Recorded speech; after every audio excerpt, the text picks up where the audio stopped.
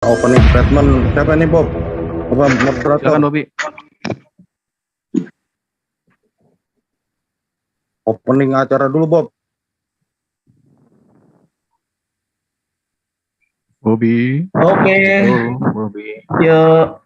Tapi aku minta tolong Bobi ditekanin ini diskusi santun gitu ya Bob ya. Supaya kita supaya pelajaran-pelajaran kesalahan-kesalahan kita yang kemarin itu kita mau berubah gitu. Kita mau tobat, nggak mau yang kayak dulu. Aku nggak ngomongin kubu Islam Kristen ya, pokoknya kita lah gitu ya, biar kita sama-sama belajar gitu aja. Diskusi santun gitu loh, bro. Thank you. Oke, siap. Setuju. Udah belajar dari beberapa hari yang lalu kan juga kan? Sampai ada yang keluar dari grup kan? Hah? Ada yang keluar dari grup. Udah fokus. Kita fokus dulu ya. Okay. Ya, sorry. Ntar gue tarik lagi. Ya. Oke. Ya kita fokus. Selamat pagi semua dari teman-teman saudara Muslim maupun dari teman-teman Kristen dan juga para partisipan yang hadir. Pagi ini kita mau membahas diskusi bebas, santai, cuma kita fokus membahas tentang kritik teks ya, yang disepakati antara Mas Bro dengan Bang Zuma, baik dari Alkitab maupun Al-Quran. Kalau tema khususnya mungkin kita mengalir saja. Kita akan diskusi santai 1,5 jam ke depan, lebih ke arah tanya jawab ya Mas Bro, Bang Zuma ya. Iya, siap. Memberikan tanya jawab ya. Baik, siapa yang mau memberikan opening? Saya dulu ya. Oke, silakan Mas Bro. Sebentar. Waktu aku setting berapa lama nih? 5 menit ya? Ya, 5 menit boleh 5 menit. Jangan terlalu lama ya. Ya. Oke, silakan. Oke. Tuhan Yesus, saya merendahkan diri di hadapan-Mu. Tuhan, aku hamba yang kosong, hamba yang tidak berguna, hamba yang tidak tahu apa-apa. Aku merendahkan diri di hadapan-Mu, Tuhan. Aku minta kuasa-Mu melingkupi hamba-Mu yang bodoh, dungu dan tidak apa-apa dan tidak tahu apa-apa ini. Aku mohon hamba-Mu ini yang sangat miskin pemahaman ini. Tuhan, mohon Tuhan tolong hamba untuk menjelaskan kepada Bang Suma, Mbak Rifa, dan teman-teman Muslim, serta para follower mereka, supaya kami bisa memberitakan keimanan kami dengan benar. Aku berdoa juga Tuhan ada kelembutan hati dari teman-teman, siapapun mereka mendengar dari ini Tuhan, dari diskusi ini, sehingga mereka ada Roh-Mu yang turun dan membawa mereka dalam terang. Dalam nama Yesus aku ucap syukur dan berdoa. Terima kasih Tuhan. Oke. Baik Bang Zuma, saya izinkan screen dulu. Bobi. Bentar ya. Oke. Ya, aku share screen.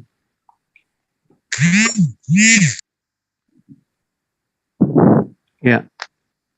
Ini saya mau bertanya dulu Bang Zuma. Nggak apa-apa ya, aku tanya ya. Aku nggak paparan dulu. Apakah Al-Quran di seluruh dunia sama? Silakan Bang Zuma. Biar diambil waktu 5 menit itu nggak apa-apa. Oke.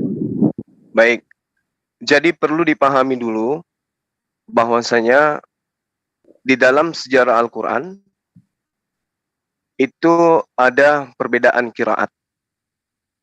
Perbedaan qiraat ya. Jadi muncul memang dari sejak Rasulullah Muhammad SAW, meski pada saat itu qiraat bukan merupakan suatu disiplin ilmu. Karena kenapa? Perbedaan para sahabat melafalkan Al-Quran dapat ditanyakan langsung kepada Nabi SAW. Sedangkan Nabi tidak pernah menyalahkan para sahabat yang berbeda itu, sehingga tidak fanatik terhadap lafaz yang digunakan atau yang pernah didengarkan oleh Nabi Rasul Muhammad SAW. Ini diperkuat oleh pernyataan sahabat beliau di dalam Imam Bukhari dan Muslim, bahwa aku mendengarkan Hisam bin Hakim membaca Al-Quran, surah Al-Furqan, dan aku mendengarkan bacaannya mengandung beberapa huruf yang belum pernah dibacakan oleh Rasulullah. Sehingga setelah selesai sholat, aku bertanya kepadanya, siapa yang membacakan ini kepadamu? Ia menjawab, Rasulullah yang membacakan kepadaku. Setelah itu aku mengajak untuk kemudian dikatakan menghadap pada Rasulullah.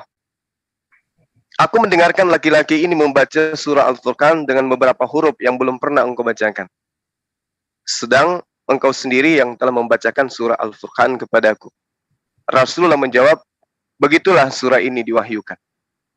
Artinya, ketika Anda bertanya kepada saya, apakah seluruh Al-Quran di dunia ini sama? Dari segi qiraat, saya katakan berbeda. Dan Rasulullah Muhammad SAW mengiyakan bahwa perbedaan itu sesuai dengan apa yang diwahyukan. Baik, terima kasih Bang. Oke. Berarti saya ambil sedikit kesimpulan ya. Mohon dikoreksi. Jadi Al-Quran di seluruh dunia dari segi qiraat itu berbeda ya Bang ya? Iya. Tapi mayoritas itu sama ya Bang ya, hanya dari segi qiraat saja. Baik, terima kasih Bang, udah dikonfirmasi ya. Nah sekarang pertanyaan saya yang kedua. Di dalam surat 4, 82 ya Bang ya, dikatakan gini, sekiranya Quran itu bukan dari Allah, pastilah mereka menemukan banyak hal yang bertentangan di dalam.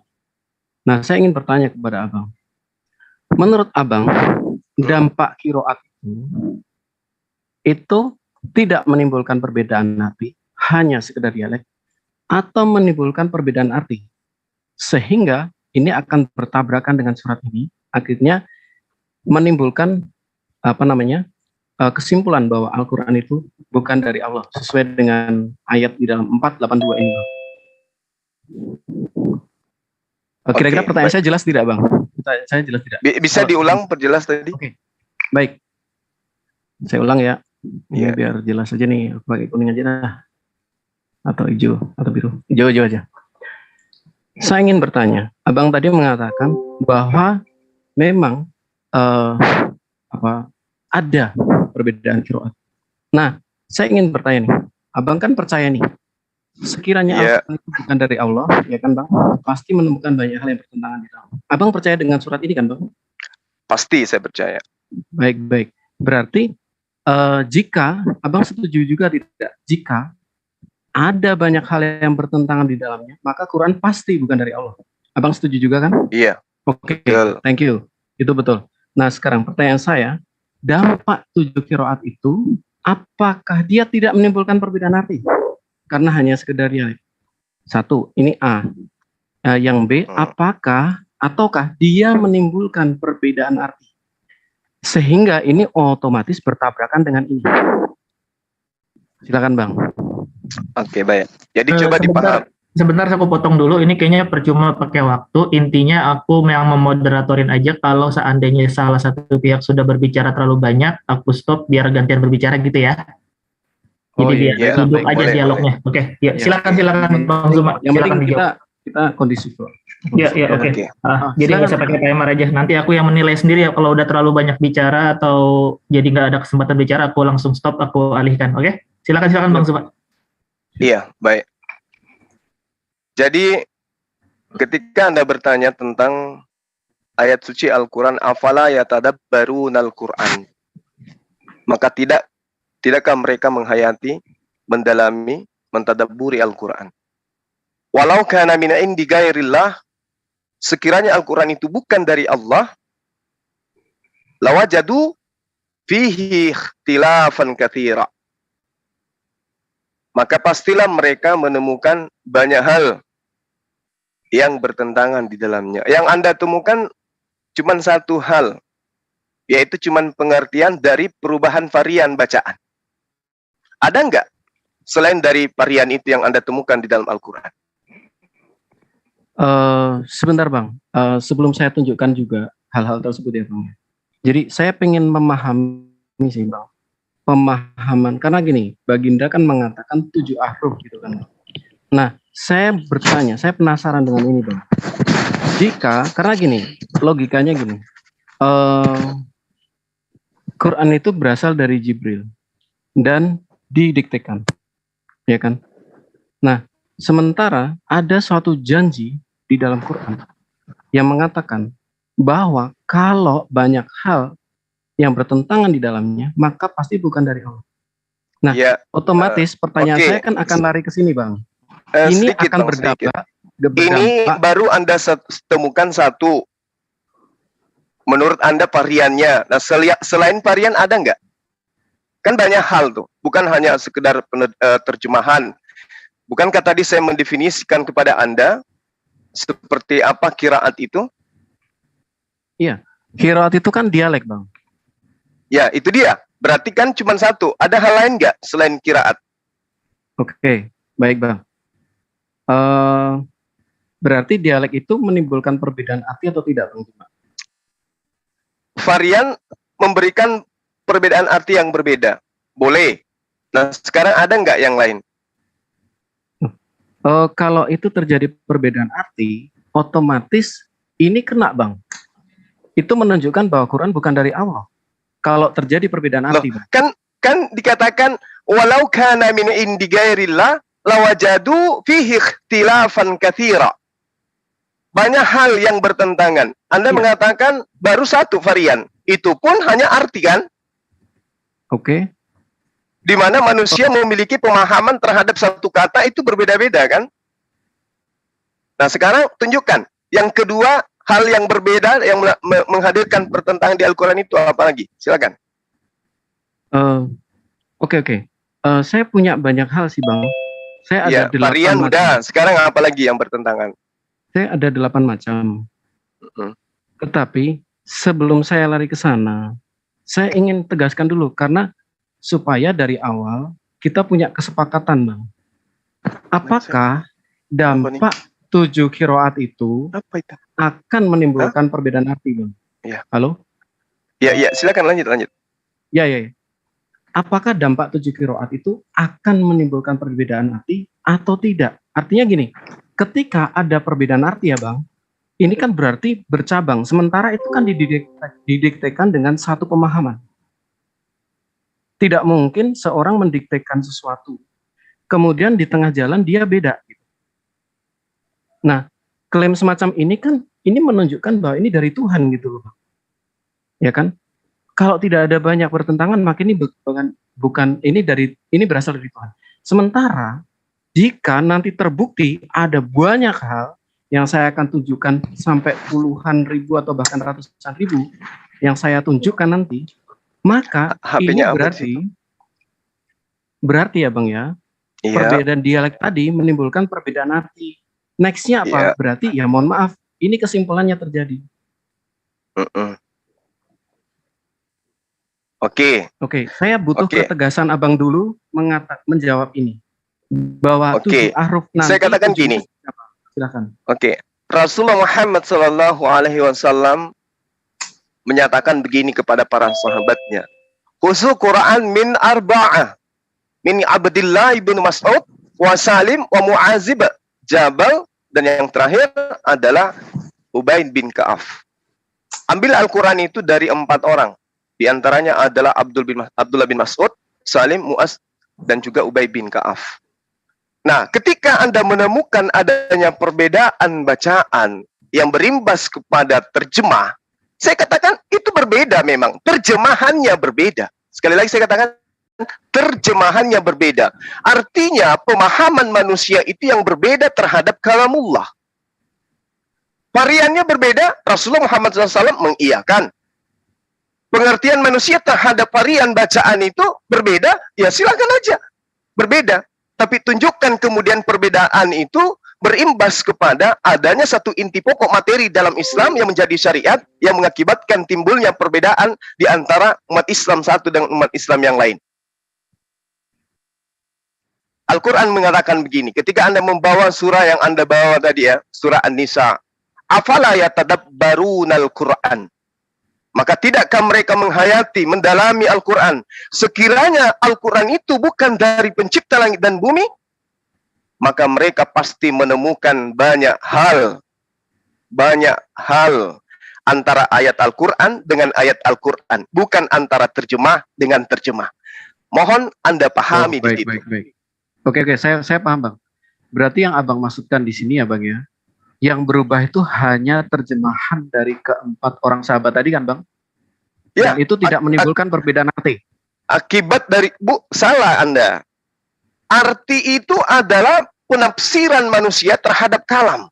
Kalam itu sumbernya dari Allah. Ini yang tidak bertentangan. Kalau artinya berbeda antara pemahaman manusia, itu wajar. Namanya manusia beda pemahaman. Contoh, saya kasih contoh ya. Orang Makassar kalau dibilang kereta, itu penafsirannya adalah kendaraan panjang. Kalau orang Medan bilang kereta, itu motor. Nah, bagaimana kemudian meluruskan ini? Itu dikaji dengan disiplin ilmu yang lebih luas. Oh, ternyata yang dimaksud kereta api oleh Makassar, orang Medan itu ternyata motor. Begitu juga orang Medan. Oh, ternyata yang dimaksud kereta oleh orang Makassar itu adalah kendaraan panjang. Akhirnya muncul kembali kepada pemahaman yang benar. Apa itu? Qiraat yang bersumber dari Rasulullah dan sahabat Rasulullah.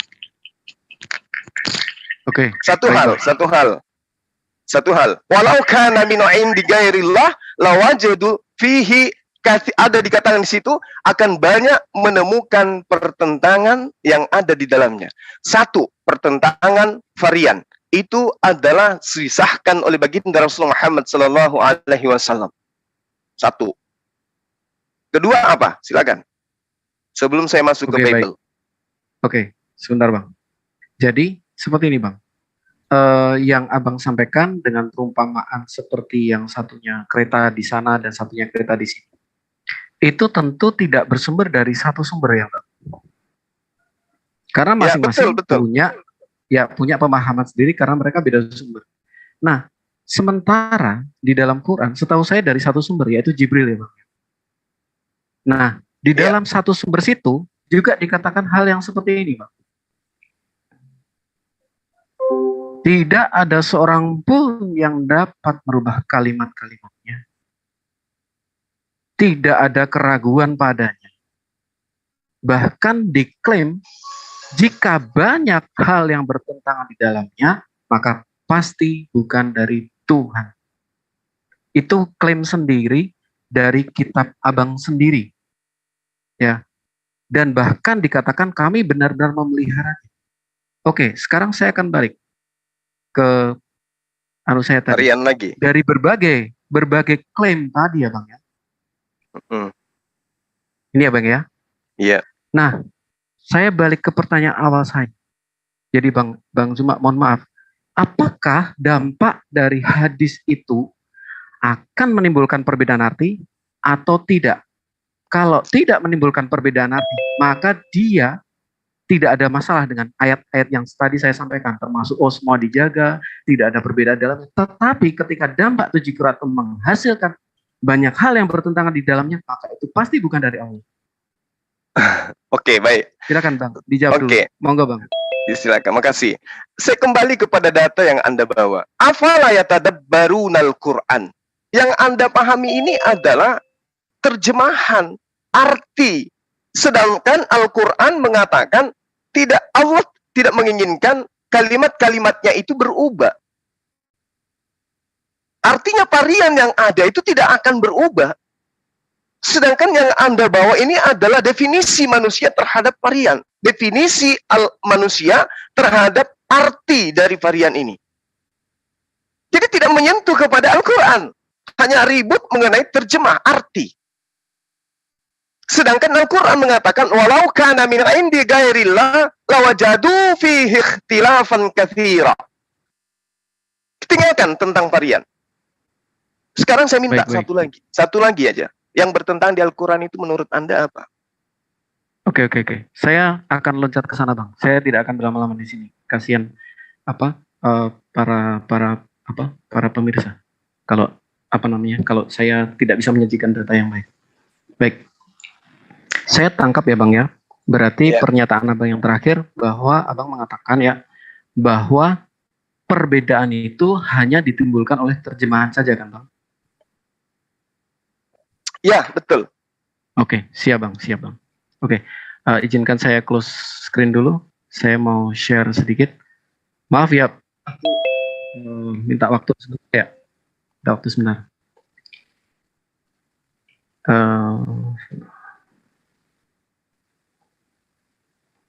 Jadi, Abang pasti tahu ya mengenai sahabat Nabi yang salah satunya bernama Ibnu Mas'ud ya Bang ya?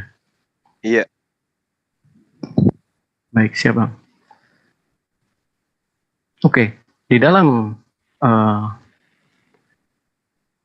sumber Islam yang saya akan sampaikan ini ternyata menunjukkan bahwa bukan sekedar terjemahan. Saya ulang ya. Abang tadi mengatakan bahwa itu hanya terjemahan, perbedaan. Nah, dengan demikian, ketika saya membuktikan bahwa itu bukan sekedar terjemahan, maka ya sekali lagi, klaim itu menabrak surat 4 ayat berapa tadi? Bagaimana itu bisa dari Tuhan kalau bukan sekedar terjemahan? Baik, ini saya langsung saja. Risalah Muslim.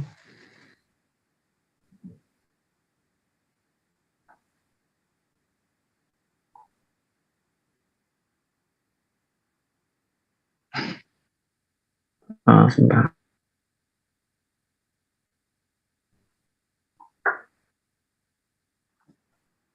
Jadi ini yang saya sampaikan beberapa data dari situs Muslim.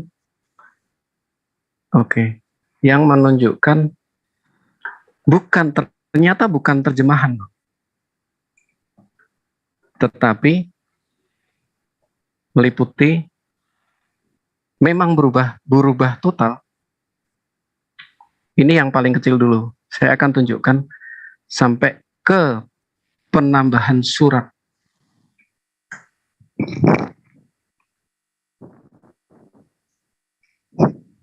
Oh Tuhan, tolong supaya internet saya bagus ya. Oh, makasih Tuhan. Baik ya Bang, di sini dikatakan seperti ini. Di dalam surat As-Saffat 37. Di situ dikatakan bahwa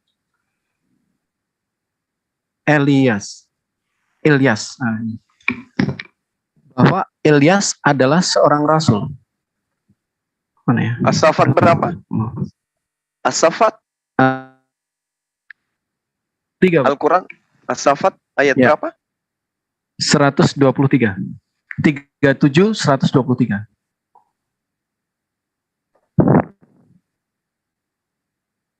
Ya, di sini dikatakan gini ya Bang. Ya. Dan sesungguhnya Ilyas adalah seorang rasul. Ini nggak muncul malah nih, aduh gimana sih? Ini nggak muncul kan ini? Tapi Abang ada kan di situ ya Bang ya? Ini kalau bahasa Inggrisnya ya, Elias was from among the messenger. Nah, kalau dalam bahasa Jadi Indonesia dimunculkan biar saya bisa baca Elias, Bang. Mohon maaf sekali lagi dimunculkan. Oh, iya, Soalnya kita lagi ya, di teras. Ya. Baik Bang, sebentar. Aku enter 2 kali dah. Moga-moga langsung keluar. Kenapa ya? Oh, atau ini aja. Udah ini aja. Kalau ini dari al-ain.id ya. Ini kubukakan sumbernya Ain Quran Research ya Bang ya. Sementara kalau yang di ini adalah dari Risalah Muslim. Nah, dari sumber Abang sendiri mengatakan seperti ini Bang. Di sini kan dikatakan, dan sesungguhnya Ilyas, ya Nabi Ilyas ya, benar-benar termasuk salah seorang rasul. Nah, ternyata sahabat Nabi itu menulis berbeda Bang. Iya. Di sini. Kesejahteraan dilimpahkan kepada Idris, bukan Ilyas. Ini menurut qiraah sahabat Ibnu Mas'ud. Ini dikatakan dari sebagian ulama ya. Nah, sumbernya itu siapa saja? Sumbernya itu. Ini saya bacakan.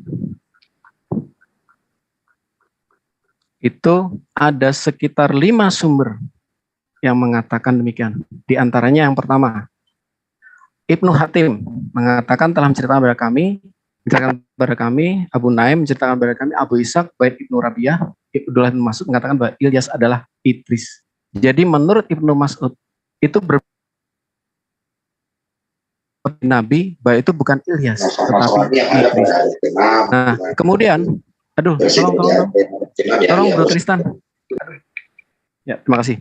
Nah, kemudian dari Ibnu Hatim ini didukung oleh Ad-Duha. Ad-Duha mengatakan menurut Ibnu Mas'ud itu bukan Ilyas, tetapi Idris. Bukan hanya itu, Qatadah dan Ibnu Ishaq mengatakan bahwa itu adalah Idris. Ya. Jadi memang ya apa yang saya sampaikan tadi, yang diwahyukan Jibril yang mana? Yang Idris atau yang Ilyas? Dan dengan konsekuensinya, ketika itu menimbulkan perbedaan arti, karena dua nabi itu jelas nabi berbeda, Idris dengan Ilyas itu jelas berbeda, maka itu konsekuensi itu akan menabrak ini secara langsung, tabrak das gitu Bang. Iya. Ada lagi? Itu dulu Bang. Silakan. Abang. Baik. Bisa enggak Anda tunjukkan kepada saya data Baik. selain daripada apa yang dikatakan oleh Anda, Qatadah dan Muhammad ibnu Ishaq itu, yang mengatakan dalilnya yang kemudian sanadnya itu langsung kepada baginda Rasul Muhammad sallallahu alaihi wasallam, wa inna Idris laminal mursalin. Bisa tunjukkan kepada saya. Baik Bang, baik. Oke. Abang minta bagaimana sanadnya langsung kepada Nabi ya? Iya, Baik, tentang Bang. bacaan wa inna Idris laminal mursalin. Tafadhal. Siap baik Bang. Ini ya Bang ya, saya ulang ya. Ibnu Hatim Ya. telah mengatakan, telah menceritakan kepada kami ayahku, telah menceritakan kepada kami Abu Naim, telah menceritakan kepada kami Israel, Abu Ishaq, dari Ubaidah Ibrahim, dari Abdullah ibnu Mas'ud. Dan ini didukung oleh Qatadah, Ibnu Ishaq, bahkan Ad-Doho. Kemudian ada lagi sebenarnya. Jadi ada banyak. Maksud saya seperti ini. Justru pertanyaan seharusnya ya Bang ya. Bisa nggak dibuktikan bahwa Ibnu Mas'ud tidak mengatakan itu? Karena sumber-sumber Islam jelas mengatakan itu. Ya, Halo. silakan. Ya itu Bang. Ya, saya minta, kalau kemudian Anda mengatakan telah menceritakan kepada kami ayahku, telah menceritakan kami Abu Naim, menceritakan kepada kami dan seterusnya. Yang saya minta adalah mata rantai sanad pengajaran Al-Quran sampai kepada Rasulullah yang menceritakan dalilnya wa inna Idris laminal mursalin. Kalau Anda hanya mengatakan sesuatu, ya, meriwayatkan suatu pemberitaan, tidak sampai kepada Rasulullah, siapa yang mau membenarkan itu? Sementara yang perlu saudara saya Baik, Bang. pahami, sabar sedikit, supaya dipahami. Rasulullah Muhammad Sallallahu Alaihi Wasallam itu menunjuk para sahabatnya yang menjadi orang langsung. Sekali lagi saya katakan, orang langsung yang harus menjadi filter ayat-ayat Al-Quran yang kemudian disampaikan kepada sahabat yang lain dan sampai kepada tabi'in seterusnya. Rasulullah SAW, Utsman bin Affan, Ali bin Abi Thalib, Sa'id bin Sabit, Ubay bin Ka'af, Abdul bin Mas'ud. Tunjukkan kepada saya mata rantai penyampaian kalimat bahwa Ilyas itu adalah Idris sampai kepada sahabat aja dulu, nggak usah kepada Rasulullah. Silakan. Iya Bang. Saya udah 2 kali yang menunjukkan dari Ibnu Hatim sampai ke Ibnu Mas'ud. Ya, Bang. Saya udah 2 kali. Saya nggak tahu. Itu dari kata ada Muhammad ibnu Ishaq itu yang mengatakan itu. Sekarang yang saya minta orang-orang ini sampai kepada sahabat Rasulullah, ya, yang mengatakan bahwa ada varian bacaan, ada qiraat yang bersumber dari lisan Rasulullah yang mengatakan Idris. Ini kan pendapat, ini pendapat siapa? Ini pendapat Qatadah dan Muhammad ibnu Ishaq. Oke. Tidak apa-apa. Silakan. Abang pasti tahu Mbak Jocelyn ya, mualaf Jocelyn ya. Nah, saya pernah debat juga sama Bang Yusuf Qudsi, El-Qudsi. Jadi abang bisa ngecek di sana. Bang Yusuf Qudsi, saya tidak berbohong ya, dan saya memang apa adanya. Bang Yusuf Qudsi pun percaya atau tidak, dia lebih percaya kepada Ibnu Mas'ud. Kenapa? Karena yang dari sini dia mempertanyakan mengenai sebentar.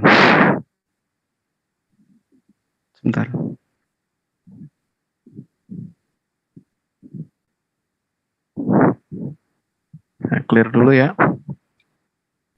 Jadi ini semua sumber Anda mengatakan dengan jelas dan clearly bahwa Ibnu Mas'ud lah yang mengatakan itu. Ya. Nah, sementara Mas Suma perhatikan, Wahab Ibnu Munabih menurut keterangan dari Yusuf Al-Qudsi, sesungguhnya dia berasal dari ahli kitab atau Nasrani kalau tidak salah. Nah, inilah yang harus dipertanyakan menurut Bang Yusuf Qudsi. Mohon kalau saya ada keliru ya Bang Yusuf Qudsi kalau Anda melihat ini, tapi sepanjang diskusi kita saya memakai nick hidup sehat waktu itu. Anda lebih setuju? Saya tanya secara pribadi. Menurut Bang Yusuf Qudsi, Anda setuju Ilyas atau Idris? Dan beliau mengatakan berdasarkan Wahab Ibnu Munabih itu sebelumnya bukan Islam, maka dia lebih setuju Idris sesuai dengan kori dari Ibnu Mas'ud. Ya, ada lagi? Ya itu Bang. Sementara itu saya masih ada beberapa yang lain. Jadi Anda Abang, gini, sahabat saya gini menanyakan kepada saya. Baik Bang. Oke. Ini berbicara mengenai Al-Quran. Bukan berbicara mengenai pemahaman atau penafsiran orang per orang. Ini Al-Quran. Kembali kepada ayat surah An-Nisa ayat 82. Oke. Wa innal Ilyas laminal mursalin. Lalu kemudian dipahami oleh Ibnu Mas'ud. Kalau Anda mengatakan itu Ibnu Mas'ud, dia pahami yang dimaksud Ilyas itu adalah Idris. Tapi uraian berikutnya kemudian ketika dikatakan oleh Ilyas ini, di mana Ilyas ini adalah Ibnu Nissi, Ibnu Pahan, Ibnu Izair, Ibnu Harun, Ibnu Imran, jelas Allah mengutusnya kepada kaum Bani Israel. Saat itu kaumnya menyembah berhala, yang mereka sembah adalah Dewa Baal. Lalu kemudian Ilyas menyeru mereka untuk menyembah kepada Allah. Ini pendapat Ibnu Mas'ud. Jadi ketika dikatakan dalam pernyataan yang Anda katakan bahwa itu adalah pandangan dari Ibnu Mas'ud, ini cerita menurut Qatada dan menurut Muhammad Ibnu Ishaq. Sementara Al-Qur'annya tetap aja di situ adalah wa innal Ilyasa laminal mursalin. Tidak ada Al-Qur'an diwahyukan dengan berbunyi wa innal Idris laminal mursalin. Enggak ada. Kalau kemudian ada pendapat, oh itu yang dimaksud namanya Ilyas di situ adalah Musa, itu penafsiran manusia. Tapi yang datang dari Allah, wa inna Ilyasa laminal mursalin. Sementara yang kita minta di sini adalah pertentangan ayat Al-Quran, bukan pertentangan pendapat manusia terhadap ayat Al-Quran.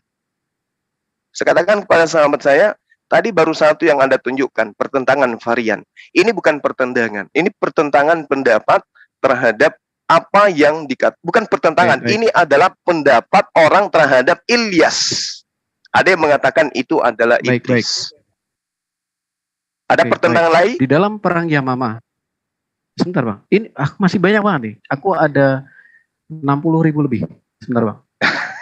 Maaf, bukan gitu ya. Nanti namanya ngomong takabur. Kelihatannya ini Anda ahli tafsir. Anda bisa bahasa Arab? Enggak bisa. Oh iya. Apa? Aku terusin ya Bang ya? Enggak bisa.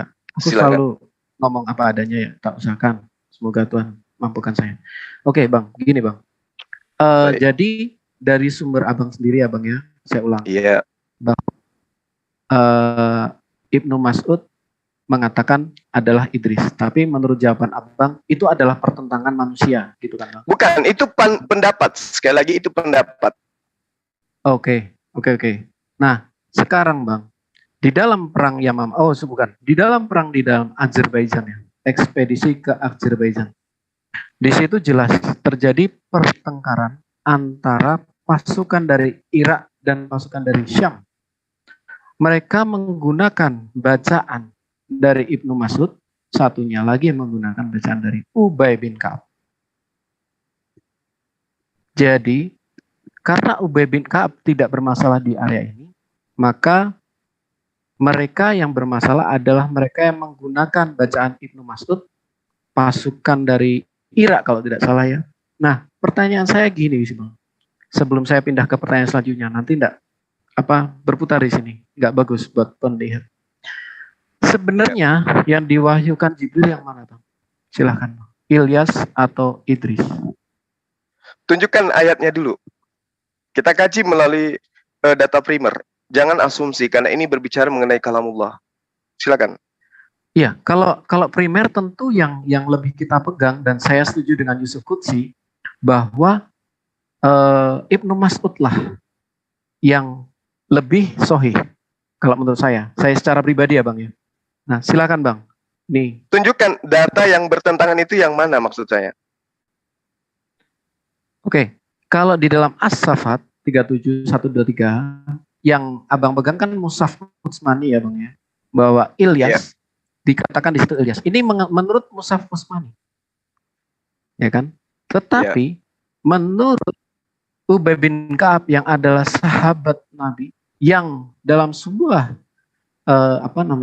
hadis ya dikatakan bahwa Ibnu Mas'ud itu dia sudah menerima 70 surat ketika ketika Zaid masih anak-anak. Jadi kalau kita lihat secara ini ya, dia punya kemampuan di situ. Nah, jadi kembali Bang, saya sangat bertanya nih. Kira-kira sebelum saya lari ke pertanyaan selanjutnya, nggak apa-apa. Ini nggak apa-apa. Sampai di sini nggak apa-apa. Tapi menurut Abang, dia ini Idris atau Ilyas Bang? Seperti ini. Tadi dia Idris, adalah Ilyas. Dia adalah Ilyas yang kemudian menurut pendapat daripada Qatadah dan Muhammad ibnu Ishaq, di mana ada riwayat Ibnu Abu Hatim mengatakan telah menceritakan kepada kami ayahku, telah menceritakan kami Abu Naim, menceritakan kepada kami Israel dari Abu Ishaq, dari Ubay ibnu Rabi'ah, dari Abdullah ibnu Mas'ud yang mengatakan bahwa Ilyas adalah Idris.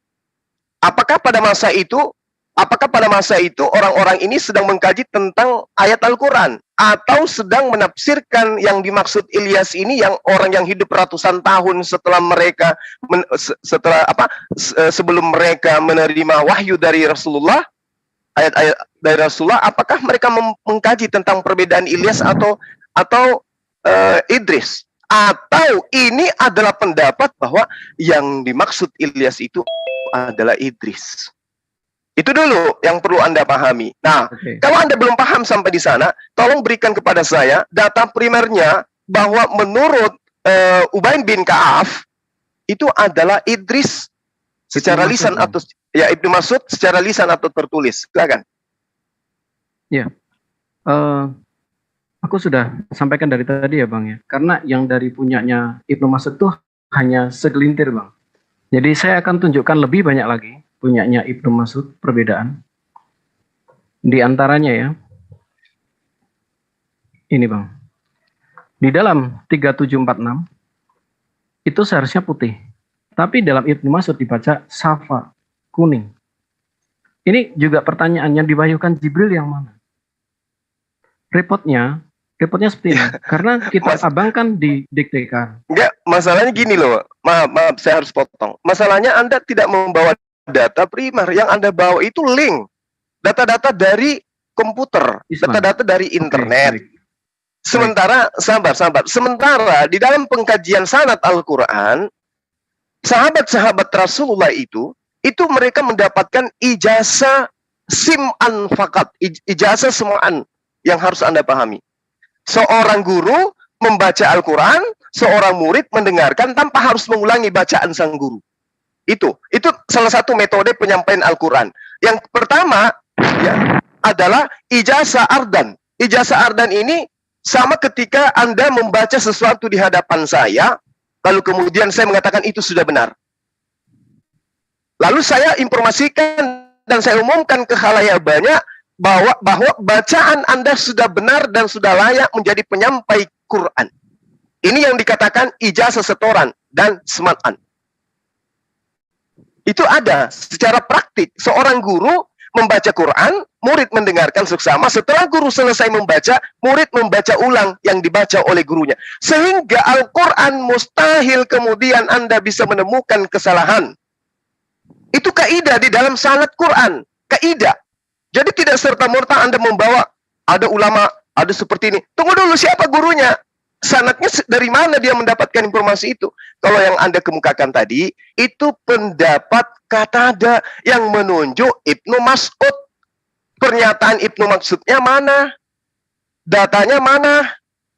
Ini hanya pendapat Muhammad Ibnu Ishaq.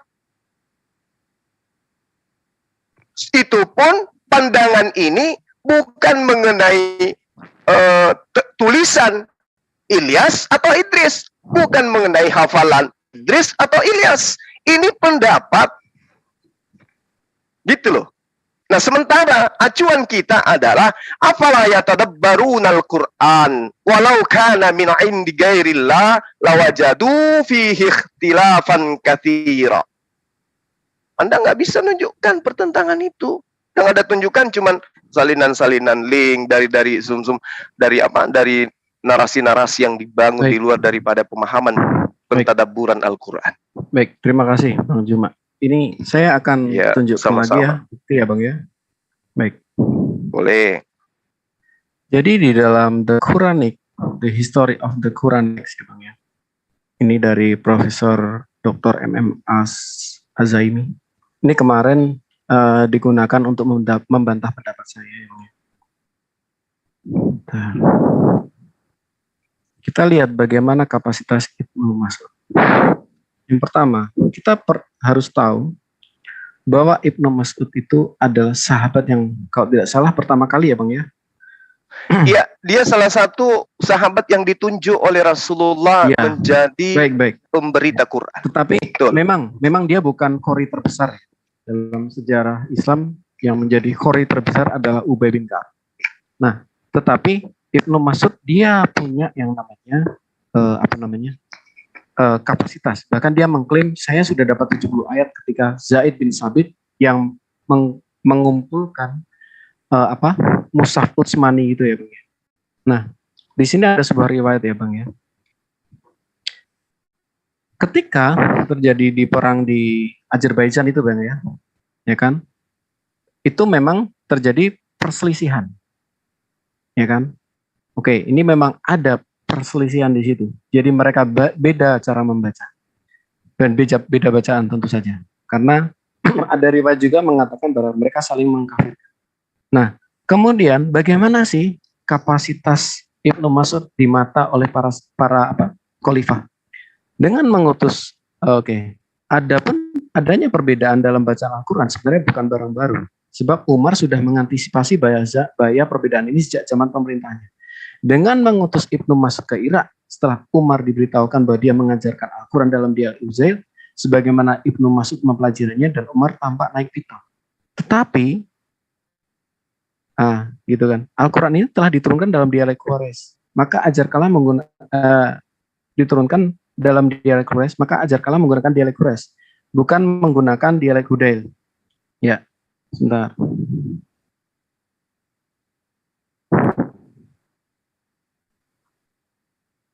Oke.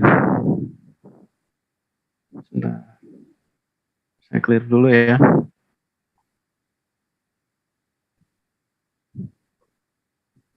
Oke. Sorry Bang.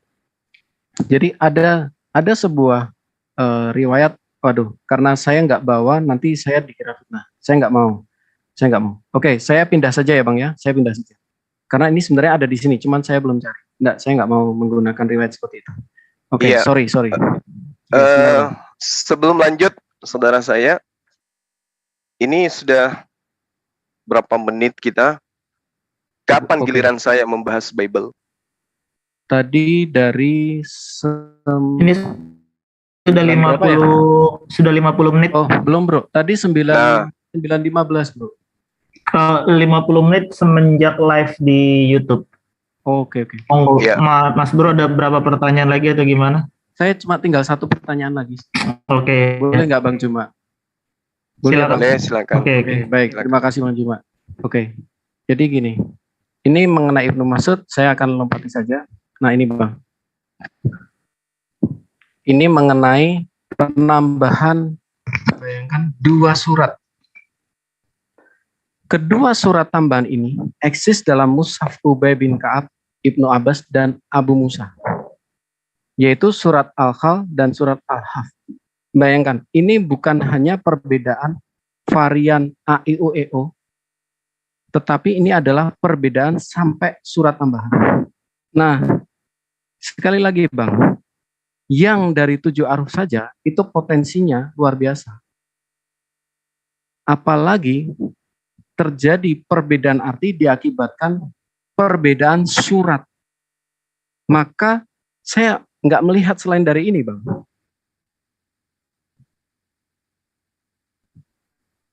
Ya gitu, Bang Zuma.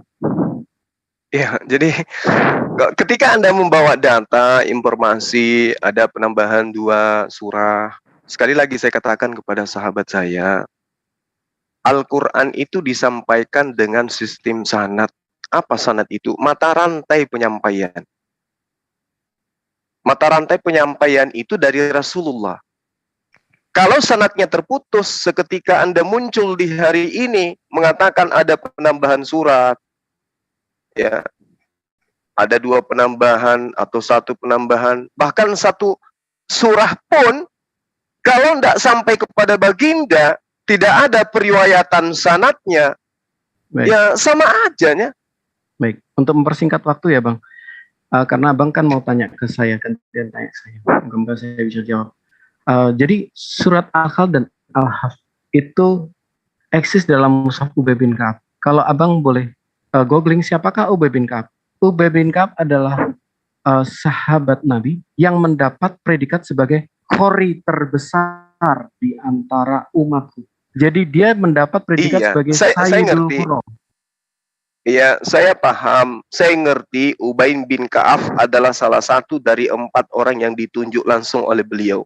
Di awal tadi hadisnya saya sudah membacakan husul Quran min arba'ah. Salah satunya adalah Ubay bin Ka'ab. Masalahnya sekarang ada berita yang muncul menisbahkan kepada Ubay bin Ka'ab. Apakah Anda bisa memunculkan sanadnya? Informasi dari mana? Ya, baik Bang. Ada data primer yang bisa Anda tunjukkan ke kita? Saya tidak bisa menunjukkan data primer pertama. Nah, itu dia masalahnya. Jadi kalau hari ini, ya silakan. Jadi seperti ini. Baik. Yang saya tunjukkan dari tadi adalah data sekunder dari Islam. Kenapa yang saya tunjukkan data sekunder? Pertama, karena mushaf-mushaf itu dibakar di era kodifikasi. Itu yang pertama.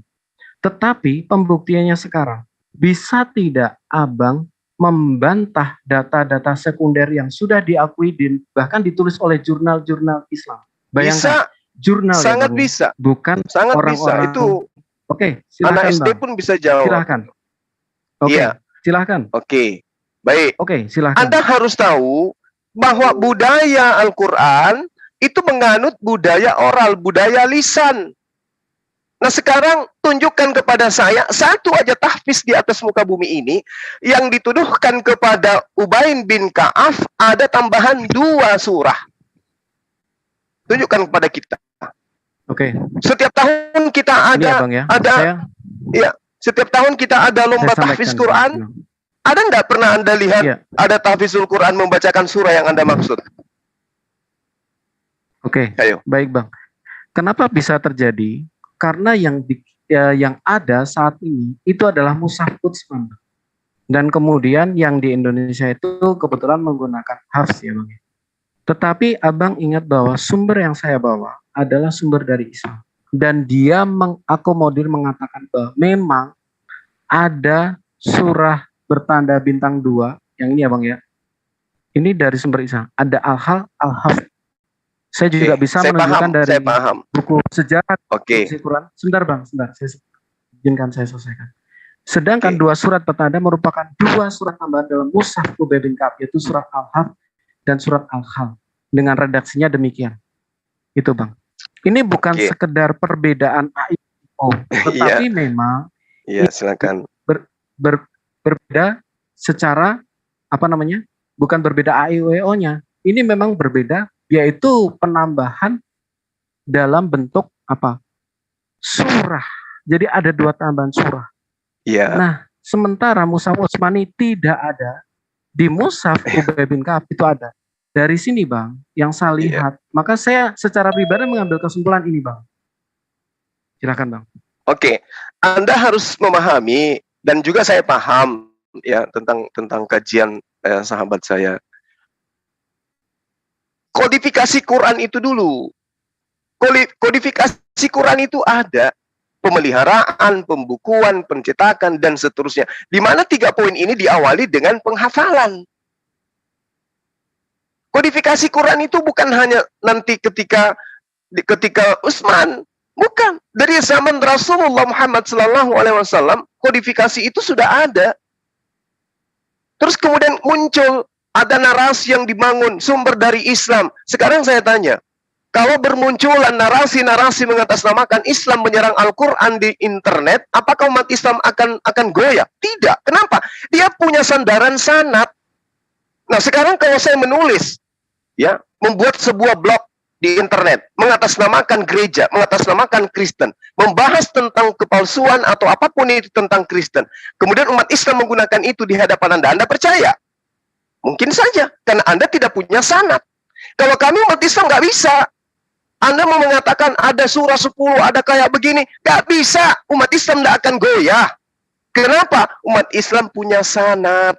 Apa sanad itu? Mata rantai penyampaian dari Rasulullah kepada sahabatnya, sahabat-sahabat. Dan yang Anda harus paham, mereka mendapatkan legitimasi sebagai sanad penyampai Quran, itu karena mereka berijazah. Mereka memiliki teori dan praktek talaki di dalam menyampaikan Quran. Bukan hanya sekedar menghafalkan, melihat tulisan, dan ketika salah saja sudah ditegur. Dan ini yang membudaya sampai hari ini. Gak bisa Al-Quran itu, oh variannya berbeda, oh ini gak akan pernah bisa goyah Al-Quran itu. Sekuat apapun dunia ini bersatu untuk meruntuhkan Quran, gak bisa. Sekali lagi saya katakan, kenapa? Sahabatku, Al-Quran itu bersanad. Kalau Anda mengatakan, oh itu kan dari Utsman, yang lain kan dari Bakar, oke. Tapi bukankah itu budaya oral, lisan? Sekarang ketika ada perbedaan bacaan seperti itu, sahabat mana yang kemudian pernah mengurai tentang 2 surah dari Ubay bin Ka'af?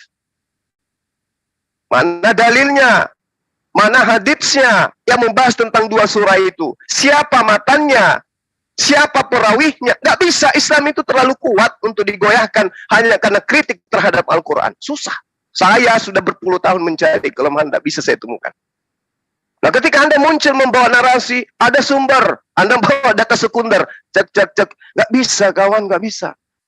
Ulama di Islam tidak seperti di Anda, murtad langsung jadi pendeta, mohon maaf. Di Islam, untuk menjadi ustadz, harus punya ijazah yang bersanad. Siapa gurunya? Gurunya punya guru siapa? Gurunya dari mana? Siapa gurunya? Gurunya. Sampai kepada Rasulullah Muhammad SAW. Baru kemudian dikatakan sahih pemberitaannya. Makanya mau Anda bawa data Anda kemanapun menghadapi umat Islam yang paham tentang sanad, tidak akan goyah sedikit pun. Tidak akan goyah. Siap, Bang.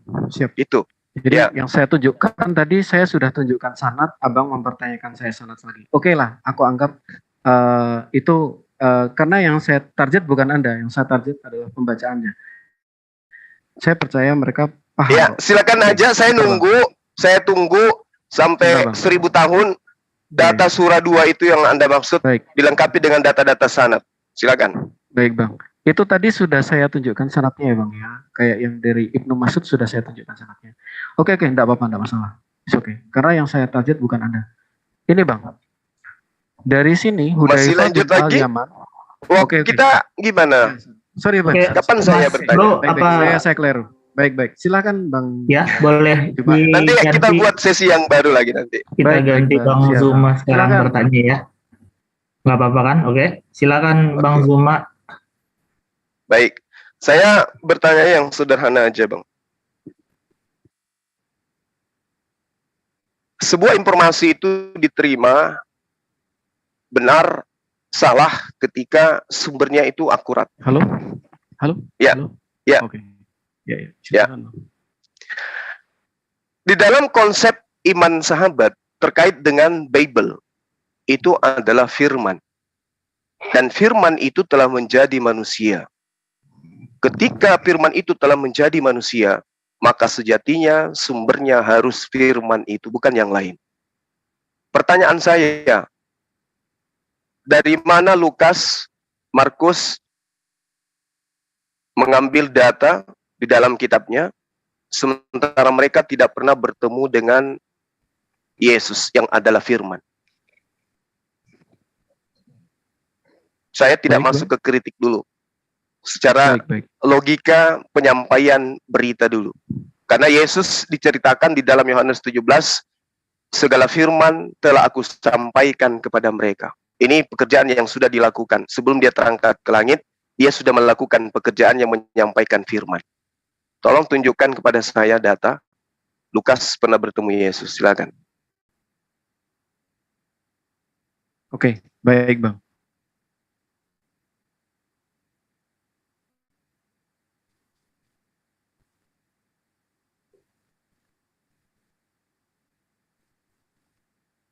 Jadi bukan hanya Markus, Lukas pun bertemu Yesus. Markus adalah rumah yang dipakai untuk perjamuan terakhir. Itu adalah rumah Markus yang pertama. Jadi ini aku tahu sebenarnya Bang Zuma udah tahu jawaban ini, gitu kan. Nah, saya nggak tahu, saya belum tahu Bang Zuma mau bertanya apa. Tetapi ini adalah data-data kami karena kami juga menganut yang istilahnya sanad ya Bang ya. Ya, justru itu yang saya Dia tanya. mengatakan- Sanad dari Yesus ke Lukas itu yang mana? Oke, baik. Lukas, Hippolytus, menurut catatan Hippolytus, Markus dan Lukas termasuk mereka yang mengundurkan diri ketika Kristus berkata, sungguhnya jikalau kamu tidak makan daging anak manusia di dalam Yohanes itu ya, dan minum darahnya, kamu tidak punya hidup di dalam dirimu. Tetapi Markus kembali kepada Tuhan melalui pekerjaan Petrus. Sedangkan Lukas melalui pekerjaan Paulus. Mereka diberi kehormatan mengabarkan Injil dan mati syahid karenanya, yang satu dibakar dan lain sebagainya. Silakan Bang. Jadi ini catatan sejarah kami. Sebentar. Silakan. Jadi Lukas dan Markus jelas ada. Ya, Jelas tolong kasih adalah saya murid data. Yesus. Tolong kasih saya Iya. data sanadnya. Ya. Karena yang saya tahu di dalam kitab Anda, Lukas dan Markus itu nanti di Antioquia bersama dengan Paulus. Saya minta data primer sanad. Yesus bertemu dengan Lukas sehingga pemberitaan yang muncul di Lukas itu adalah betul-betul sahih berasal dari firman. Oke ya Bang ya. Ya. Saya tunjukkan Bang. Catatan Hippolytus, Markus dan Lukas termasuk mereka yang mengundurkan diri. Hippolytus ini siapa Bang? Hippolytus adalah para bapak gereja. Bapak gereja ini kapan munculnya? Kok bisa dia lihat Lukas bertemu Yesus? Oke. Berarti gini Bang, secara logika ya Bang ya. Enggak. Ini sanad, bukan logika. Ini sanad. Kita minta sanadnya. Yesus berkata, murid yang mendengar. Ingat, berita akurat dikatakan akurat ketika sang sumber bertemu dengan pembawa kabar.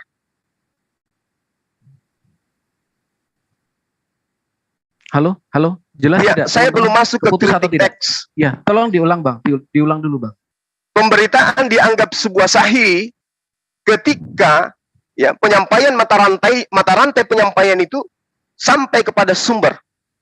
Tolong tunjukkan Lukas bertemu dengan Yesus antara guru, rabi yang setiap hari mengajar, kesibukannya mengajar, itu bertemu dengan Lukasnya di mana sehingga buku setebal itu karyanya benar-benar bersumber dari Yesus. Oke, sudah Bang? Sudah? Ya, baik. Ini data yang kami punya Bang. Gitu ya Bang ya. Dan ini adalah data dari gereja. Jadi kalau perlu Abang ketahui, bahkan catatan-catatan yang ada itu sebelum dibukukan menjadi yang disebut perjanjian baru, itu pun berasal dari paradosis. Itulah kenapa kami menghargai data dari Hippolytus ini. Siapakah Hippolytus?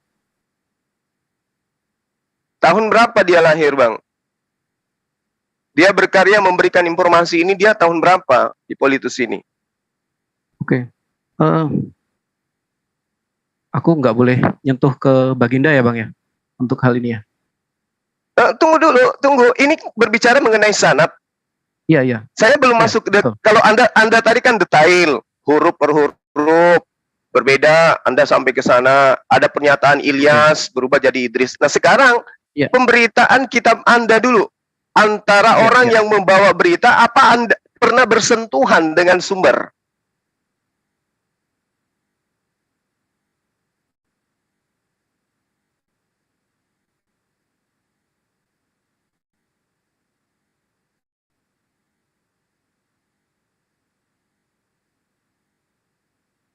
Iya, sorry, ke mute ya. Sorry, sorry. Tolong aku di-co-hostkan boleh nggak? Supaya aku nggak unmute.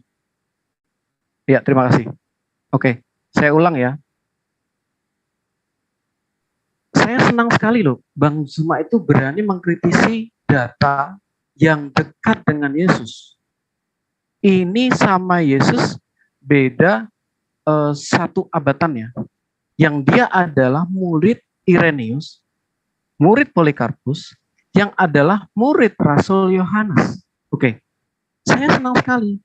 Abang bisa mengkritisi data yang punya sangat jelas dan hanya berbeda jeda ini ya Bang, 170 tahun ini ya Bang. Baik, Ya, 150 sebentar, Bang. tahun, ya 200 tahun lah pisahnya dengan Yesus. Nah, Ya. coba uraikan kepada saya, ya, Hippolytus ini mendapatkan informasi dari mana, sampai kepada oknum yang melihat Lukas berbincang dengan guru Yesus. Baik. Hippolytus mendapat info dari siapa? Irenaeus. Dari murid, dia adalah murid dari Polikarpus. Polikarpus adalah murid dari Rasul Yohanes. Nah, terus aku heran, Abang bisa bertanyakan data ini, tapi Abang tutup mata dengan mempercayai data yang jauh lebih tua, lebih muda, yang selisihnya 600 tahun dari Yesus. Maksudnya gimana? Bukan, maksudnya seperti ini ya. Misalnya ketika di dalam Quran ada kata-kata mengenai Yesus. Misalnya Yesus lahir di bawah pohon kurma. Nah, Abang bisa tutup mata percaya dengan itu. Padahal itu 600 tahun lebih jauh dari Yesus. Sementara yang data Abang tutup mata. Baik. Sederhana itu. Sekarang yang Anda pahami di dalam kitab Ubilangan yang mengatakan jika di tengahmu ada seorang nabi, maka aku Tuhan akan menyatakan diri kepadanya melalui penglihatan dan melalui mimpi dan berkata kepada dia melalui mimpi. Apakah Anda menafikan itu? Itu dulu. Oh, tidak, tetapi saya akan lihat konteksnya seperti apa. Oke.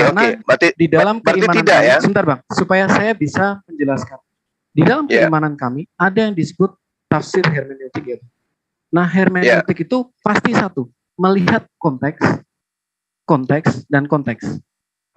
Konteks itu bisa konteks dekat, konteks jauh. Jadi maksud saya gini, karena saya sering melihat Abang ya, maaf ya Bang ya, kadang aja ya, kadang Abang mencomot satu di kitab kami, kemudian Abang hubungkan dengan kitab yang lain.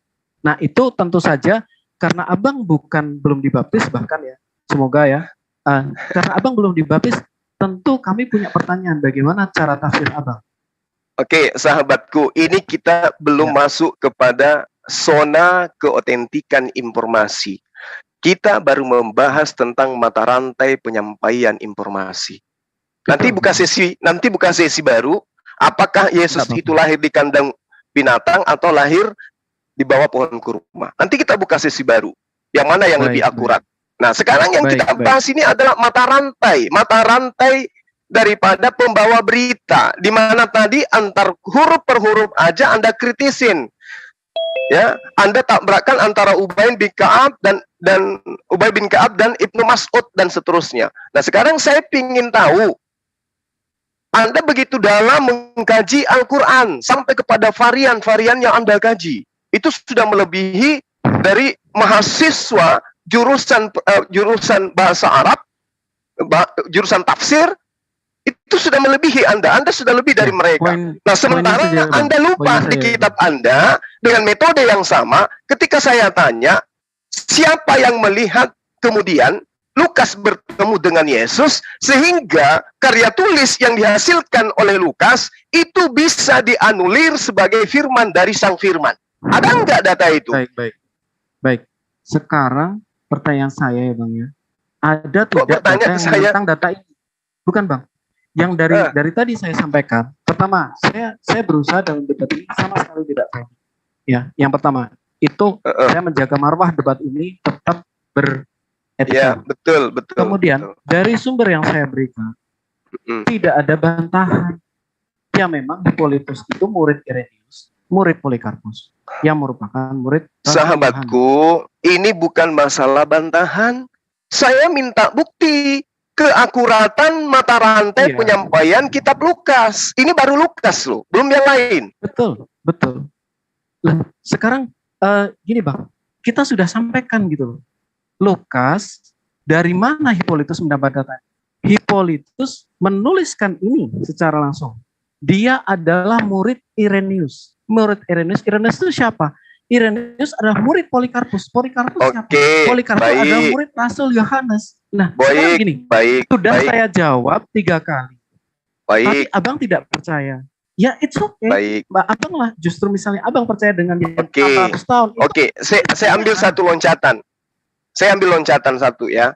Kemudian Irenaeus adalah guru atau teman atau sahabat atau pembimbing dari Hippolytus. Nah sekarang, bisa enggak Anda menunjukkan data primernya Irenaeus itu menyampaikan tentang Lukas kepada si Hippolytus? Tidak semua bisa dicatat, Bang. Gitu, berarti nggak ada kan? Kalau hanya mengatakan Hippolytus adalah murid Irenaeus ini dan seterusnya tapi pembawa beritanya, berita apa yang dibawa dari Irenaeus ke Hippolytus itu? Berita apa yang dibawa? Serta merta dia hanya bercerita tentang Lukas. Yang diminta di sini adalah muatan pemberitaan Lukas tentang Yesus itu apakah dibenarkan dan seterusnya. Kalau hanya diceritakan dia adalah murid, dia adalah sahabat, dia adalah teman, mata rantai yang jelas. Tapi matanya yang kita minta ini matanya. Iya, baik. Saya paham maksudnya, Bang. Iya. Jadi yang abang mau apa namanya? Mau sampaikan itu ini dari mana gitu kan Bang? Oke, saya jawab bahwa ini silakan. Baik, saya jawab dari mana dia berasal. Tentu saja dia berasal dari guru-gurunya. Sumber ketika dia mencatat itu. Sebentar Bang. Tetapi kita juga biar kita nggak membuang waktu sia-sia. Dia menerima dari guru-gurunya. Tolong sebutkan siapa gurunya ini. Tadi sudah saya sampaikan. Ketiga orang tadi, Polikarpus dan lain sebagainya. Apakah orang ini memang punya kredibel mengajarkan Bible? Mereka tidak melakukan tindakan amoral yang dilakukan seorang pengajar. Memang mereka ini pengajar Bible?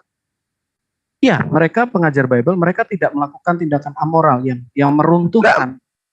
Maksudnya pengajar Bible dalam arti kata dia adalah seorang imam, dia adalah seorang rabi yang dikhususkan kemudian untuk mengkaji surah-surah Paulus, surah-surah Lukas. Mereka orang-orang yang terpelajar dan mereka adalah orang-orang yang belajar, Bang. Mereka bukan orang yang tidak bisa membaca kitab. Mereka terpelajar, Bang. Baik. Itu bisa diterima, nggak apa-apa. Ya, meski perlu pengkajian lebih dalam. Nah sekarang tidak masalah. Sekarang coba tunjuk satu orang saja. Layaknya tadi kita membahas beberapa poin yang terkait dengan apa yang saya katakan. Qatada dan Muhammad Ibnu Ishaq mengatakan bahwa menurut suatu pendapat Ilyas adalah Idris. Ibnu Abu Hatim mengatakan telah menceritakan kepada kami ayahku. Sampai kepada Ibnu Mas'ud, sampai kepada Ibnu Mas'ud. Sekarang jangan sampai kepada Yesus. Sampai kepada Thomas aja. Bisa nggak Anda nyambungkan informasinya dari Lukas ke Thomas? Bisa nggak? Atau ke Filipus, karena di dalam Kisah Para Rasul 8, Yesus memanggil Filipus. Filipus, ikutlah denganku. Artinya, materi sajian Injil yang diajarkan oleh Yesus kepada Bani Israel, itu banyak diketahui oleh Filipus. Kisah Para Rasul 8, Filipus lebih pantas dijadikan penulis Bible daripada Lukas. Nah, tapi nggak apa-apa. Sekarang tolong tunjukkan kepada saya, pemberitaan Lukas ini jangan kepada Yesus deh. Sampai nggak kepada Filipus. pemberitaan Lukas ini sampai bahkan dikonfirmasi oleh semua orang. Gitu, Ya, orang Bang. itu siapa, Jadi, Bang? Sebentar, Orang itu siapa? sebentar. Abang coba dihitung coba dipikirkan dulu. Pertama, kitab kami itu kan tidak didiktekan. Itu yang pertama. Yang namanya Injil atau kabar baik itu adalah Yesus sendiri. Nah, Yesus inilah apa yang kisah Anda dilakukannya. keliru di sini, Sebentar, Bang. sahabatku. Sebentar. Sahabatku, Anda Permisi, keliru. Bang. Saya selesaikan dulu karena ini keimanan kami. Ya enggak? Ya, tapi tidak sesuai dengan data juga itu Sebentar, Bang. nggak boleh Kita dibiarkan. harus Di dalam melihat Yohanes perbedaan 17 nomor poin 8 ambilnya Yesus dulu. menyampaikan. Berarti mendikte. Oh, Benar nggak? tidak juga, Bang. Tidak juga. Kalau Yohanes seseorang 17 nomor berpidato, 8, dia menyampaikan. segala firman yang engkau berikan kepadaku telah aku sampaikan. Berarti Yesus mendikte. Yesus Benar nggak? berkali-kali tidak pernah ada satu kasus pun dia mendikte. Yang dia sampaikan, Loh, ini pernyataannya. bagaimana abang menafsir itu sebagai dikte? Ini logical fallacy. Kenapa? Lukas Karena ini ketika katanya dikte, adalah murid, dikte yang dilakukan bagian dari oleh 70 murid. malaikat Jibril ya, Bang. Itu memang Ya, itu, tertulis, memang betul. didiktekan. Itu talaki, itu Sementara talaki. Jibril Yesus menyampaikan tidak kepada mengatakan, baginda kepada sahabat. Ya, Yesus tidak mengatakan didikte, tetapi yang dia ajarkan adalah utterance. Nah, sekarang ketika Anda mengatakan itu adalah itu sebagai dikte gitu loh. Padahal kita tidak ada satupun yang paham bahwa itu dikte. Dan abang bukan Kristen gitu loh. Ya, memang karena data daripada Kristen itu memang nggak sampai kepada Yesus, makanya ditinggalkan hal Yesus itu mendikte. Segala firman yang engkau berikan kepadaku telah aku sampaikan kepada mereka. Iya, betul.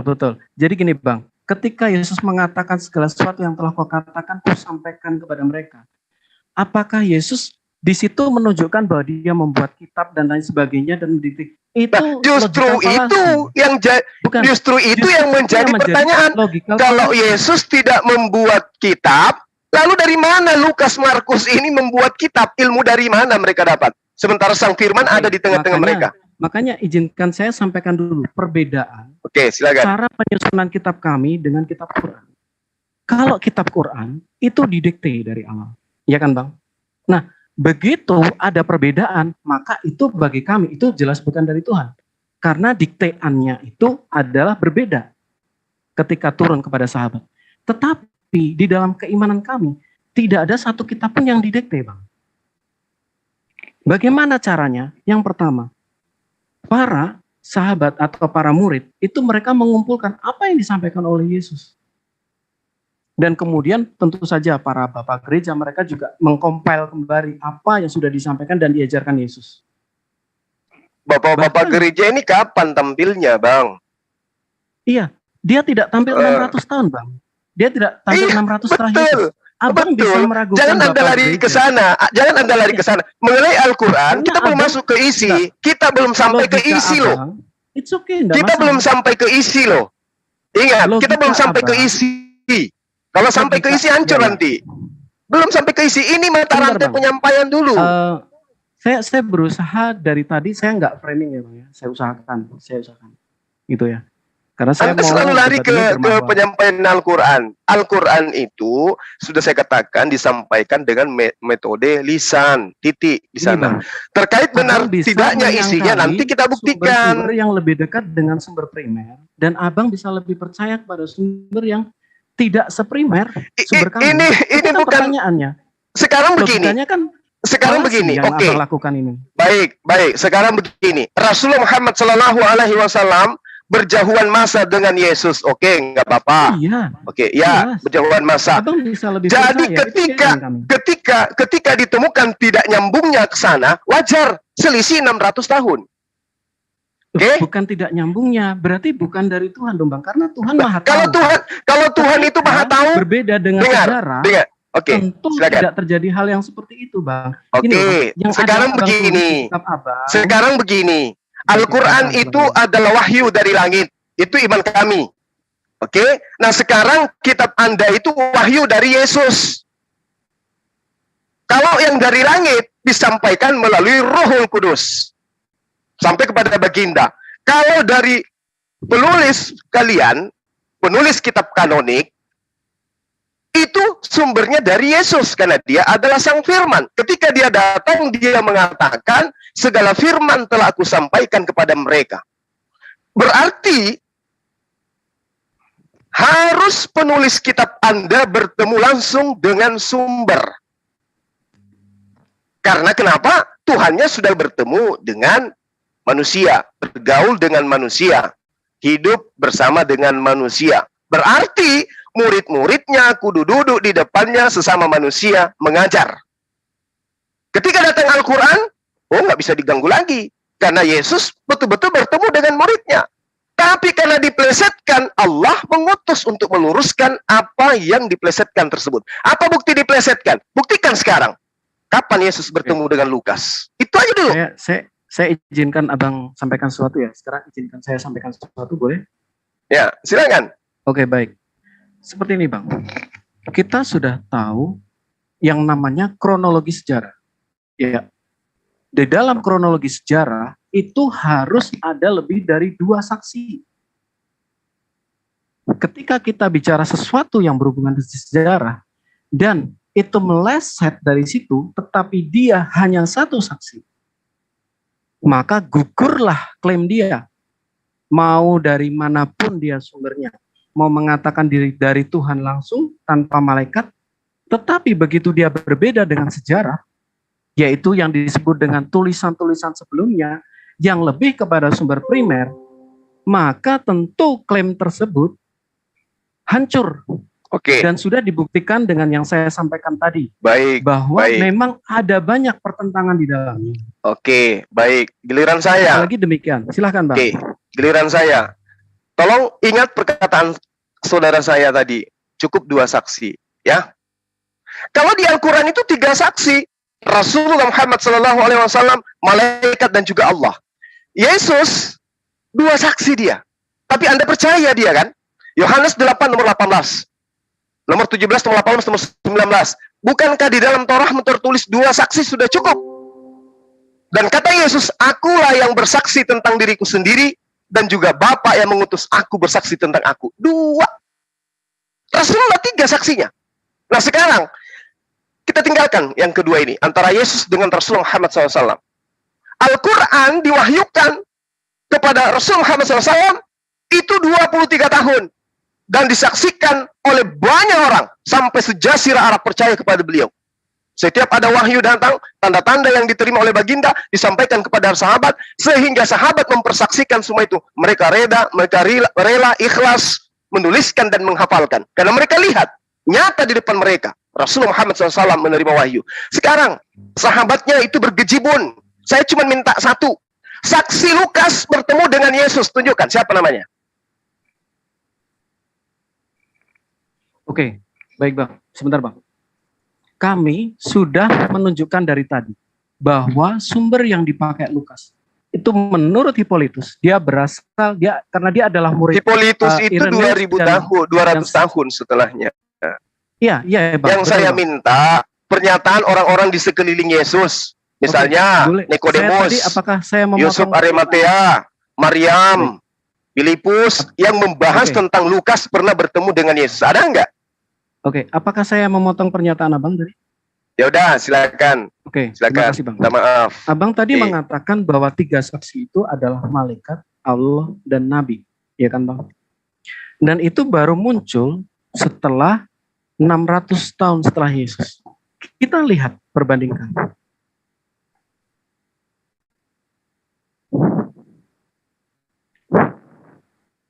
Ya. Sebentar sambil Ingat, Bang. Mas Bro nanti yang resen saya kasih kesempatan ngomong ya. Biarkan Mas Bro selesaikan argumentasi dulu. Iya. Oke, silakan lanjutkan Mas Bro. Oke. Jadi seperti ini Bang, kita harus luruskan logika ya. Secara kesejarahannya, klaim teologis harus sejalan dengan klaim historis. Saya ulang ya. Kalau seseorang mengklaim secara teologis, bahkan dia mengklaim saya ada 3 saksi, maka 3 saksi ini dia akan disebut benar-benar tahu dan benar-benar maha tahu kalau dia sejalan dengan klaim historis.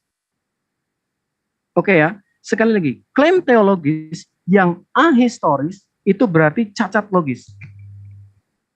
Oke, aku nggak akan bahas semua, aku nggak akan lari kemana-mana. Ini cuma salah satu contoh, ya. Ini bisa jadi contoh, kemudian sebentar. Nah ini, salah satu klaim teologis yang dilakukan Quran, itu seperti ini. Salah satu aja ya Bang ya. Nah, sementara yang terjadi ada dua kesaksian bahwa memang di dalam palungan, di dalam gua, gitu loh Bang. Dan itu adalah berasal dari sumber primer, sumber yang asli yang melihat, maksudnya dia bertemu dengan Yesus ya. Orang-orang yang melakukan seperti itu, dia ada pada zamannya Yesus. Lalu, nun jauh kemudian, muncul sumber yang tidak pernah bertemu dengan Yesus, lalu mengatakan hal-hal seperti ini, banyak seperti ini. Please. Jadi, ketika sumber yang bentar Bang, sebentar. Ketika sumber yang mengatakan dia punya 3 saksi tadi, kami bilang ya tidak maha tahu karena nabrak data-data historis. Artinya apa? Ini adalah data-data yang ahistoris, tidak sesuai dengan sejarah.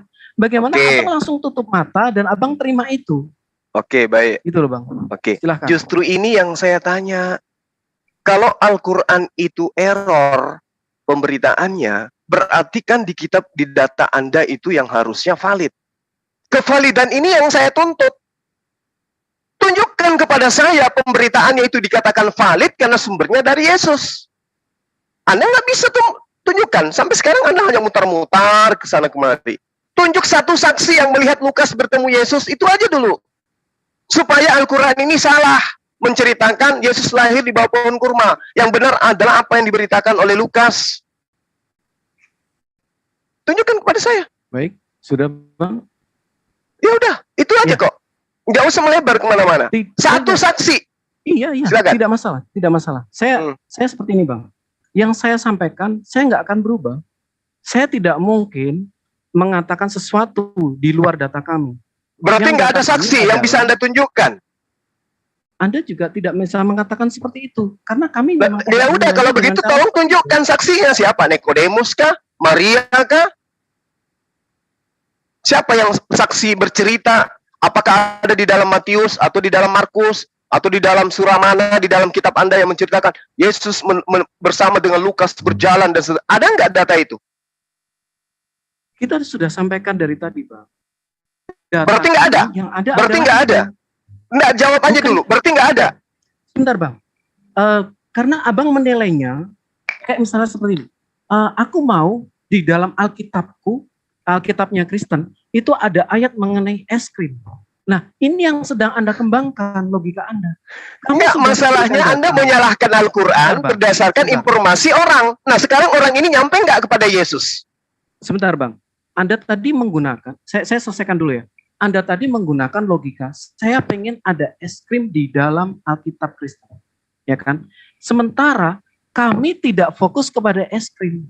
Kami bahkan... Nah, justru itu kalau enggak ada, bilang aja enggak ada, udah selesai. Enggak usah berpanjang lebar, karena waktu kita ini singkat. Even saya udah jam berapa ini? Udah lebih 2 jam ini. Itu aja yang saya minta, kejujuran saudara saya. Tidak ada saksi melihat Yesus bertemu dengan Lukas. Selesai. Satu aja. Enggak ada ya? Bagi saya, oke Bang, bagi saya. Serta-merta tulisannya diimani sebagai firman Tuhan kan? Tapi tidak ada saksi yang melihat Yesus bertemu dengan Lukas padahal sama-sama manusia. Kita sudah sampaikan data kita bahwa Lukas menurut catatan Hippolytus. Nah, itu 2000 tahun yang saya minta. Kok 2000 tahun?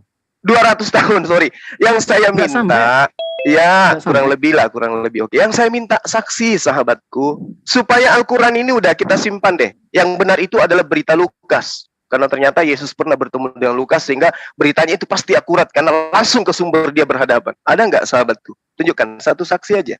Ya, kalau nggak ada, udah kita bubar. Saya nggak ada data tentang itu, tetapi itu tidak bisa mengatakan bahwa Lukas itu unvalid. Gitu loh Bang. Bagaimana Anda mengatakan itu benar dari Yesus kalau tidak Ya, pernah bertemu dengan Yesus? Itulah yang disebut makanya ada Injil sinoptik. Semuanya berarti nggak ada. mengalami kesejajaran paralel.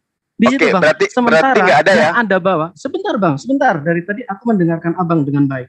Sementara yang Anda bawa di sini, Anda iklan atau Anda tunjukkan kepada kami, ini data-datanya tidak valid.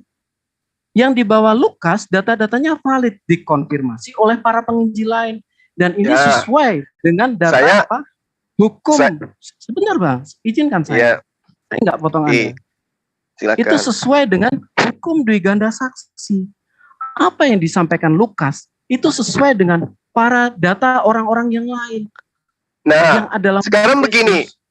Oke, 1 menit. 30 detik dari saya. Sekarang gini, Bang. Ya, silakan. Ketika ada suatu pemberitaan di mana ada persekongkolan untuk menipu ya data, apakah orang-orang yang kemudian bersekongkol untuk memperlihatkan satu kebohongan ini akan kompak bersaksi tentang saksi palsu atau tidak? Menurut Anda gimana? Oke. Persekongkolan menipu itu luar biasa pertanyaan Anda.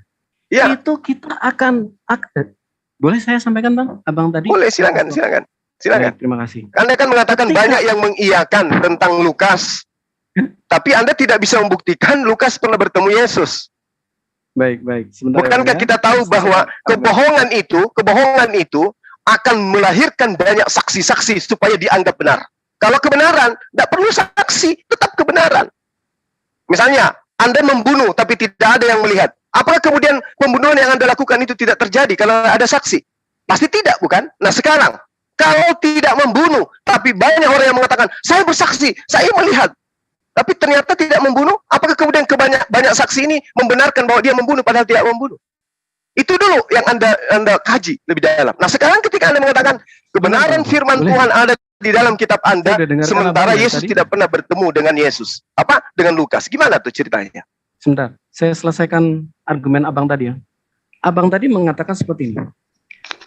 Bahwa ada persekongkolan menipu, bisa terjadi persekongkolan menipu. Oke. Bagaimana mungkin orang yang hidupnya bebas dari sunat moral, ya, bebas dari hukum moral, mereka terbukti bukan perampok, bukan mereka tidak ada permasalahan dengan menjaga hawa nafsu. Mereka juga menjaga diri mereka orang yang terpelajar. Lukas adalah seorang dokter. Kemudian dia tidak melakukan tindakan-tindakan amoral yang seperti itu ya, yang lain. Aku nggak tunjukkan, aku nggak mau melebar kemana-mana. Bagaimana tuduhan itu bisa dikatakan bersekongkol menipu? Sementara mereka secara moral bersih. Kemudian mereka juga dikonfirmasi oleh teman-teman yang lain. Matius, Markus, Lukas, Yohanes.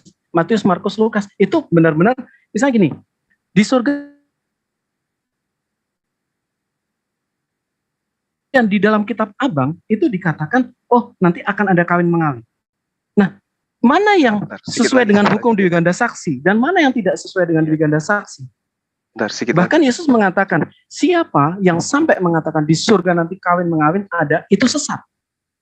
Nah, Lukas ngomong seperti itu dikonfirmasi oleh Matius, dikonfirmasi oleh Markus, dan itu memenuhi hukum dui ganda saksi.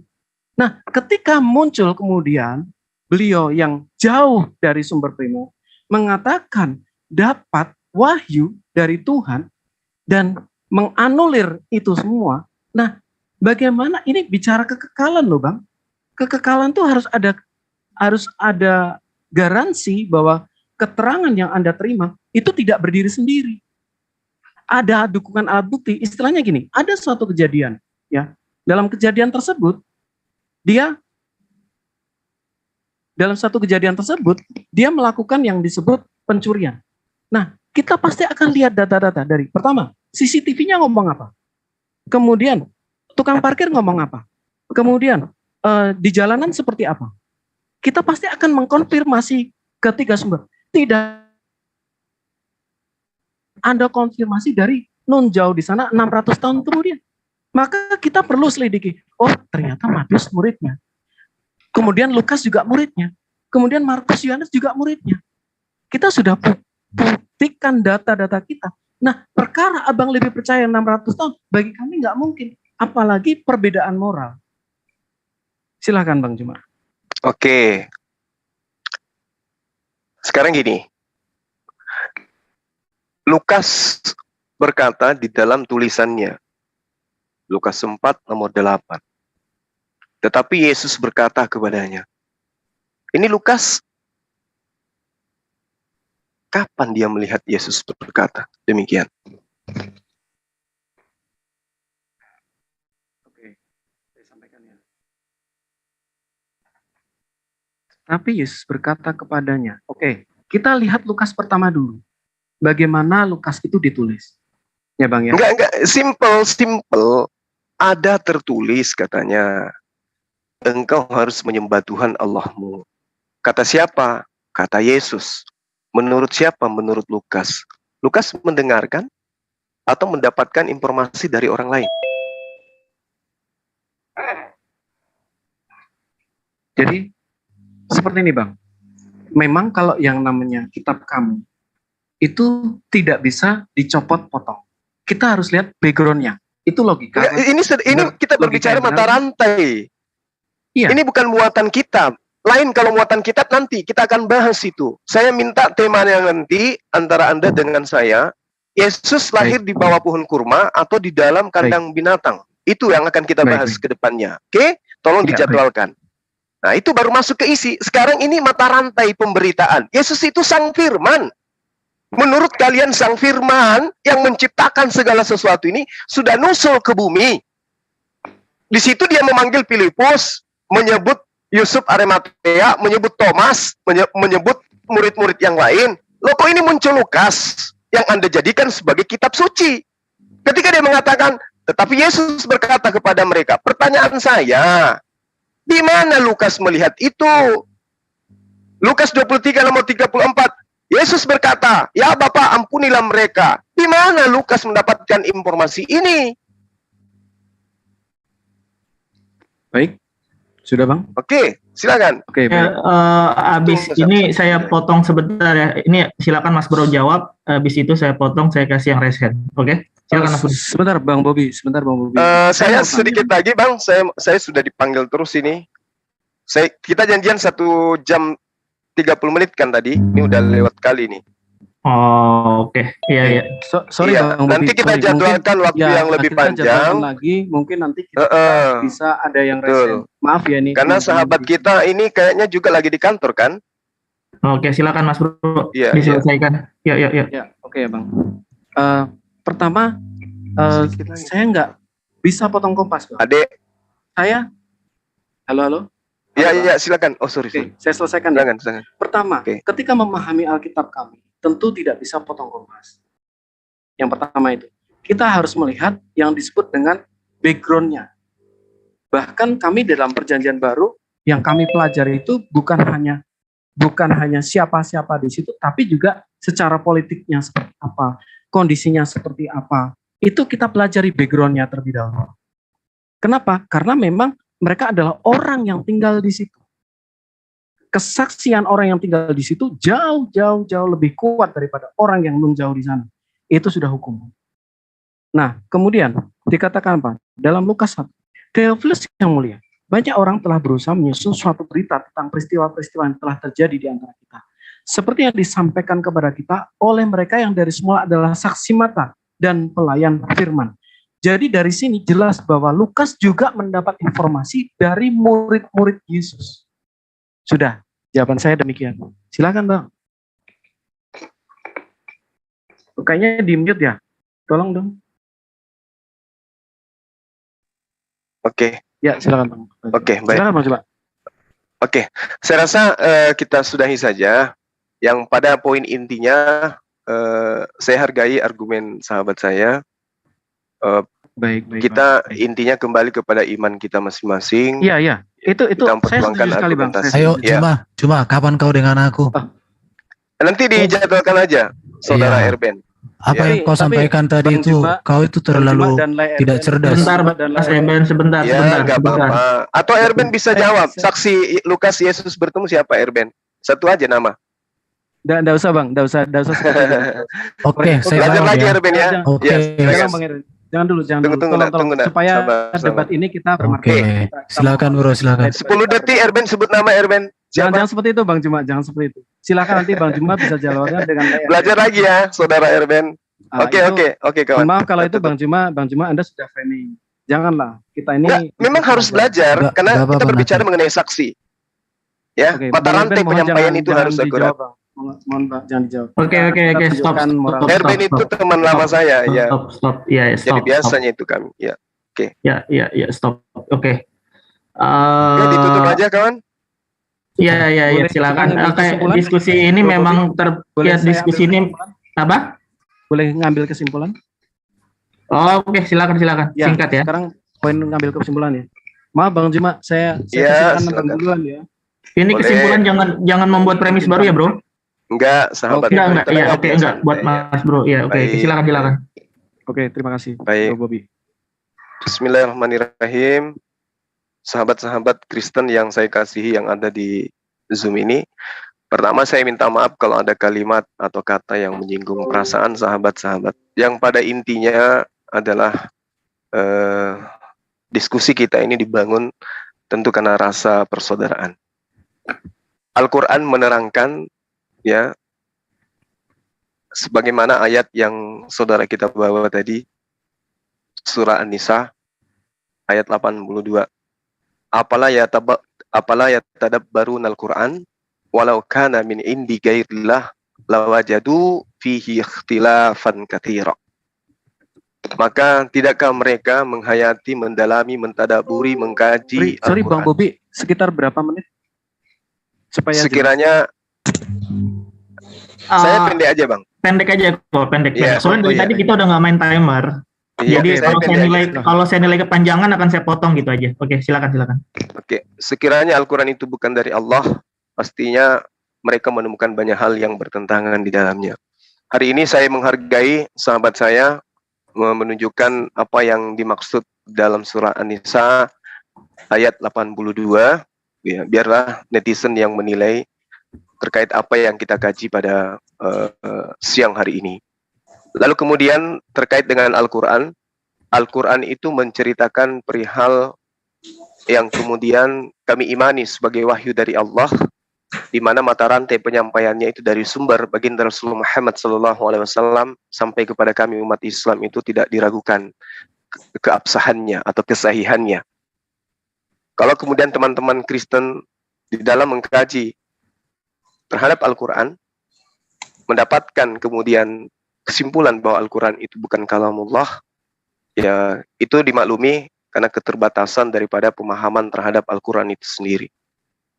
Begitu juga sebaliknya, ketika saya menemukan sesuatu yang janggal menurut saya terhadap Bible, kitab suci sahabat-sahabat Kristen, itu karena saya juga tidak menemukan adanya mata rantai yang sama terhadap pemberitaan-pemberitaan yang sangat luar biasa tentang Yesus, tentang Tuhan, tentang hari kiamat, tentang apapun itu kepada sumbernya, yaitu Yesus alaihi salam.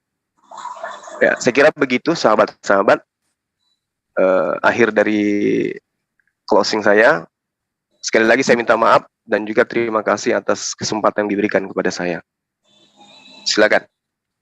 Baik, luar Silakan biasa, Mas Bang Bro, Juma. langsung. Ya. Oke. Tuhan, aku nggak bisa apa-apa. Aku percaya apa yang kami sampaikan ini berguna untuk sahabat-sahabatku kaum muslim. Baik, yang di dalam keimanan kami dan maksudnya dalam logika kami ya, tentu dibutuhkan dua saksi, minimal dua saksi. Jadi apa yang dialami Yesus itu tentu dicatat oleh orang-orang sekelilingnya.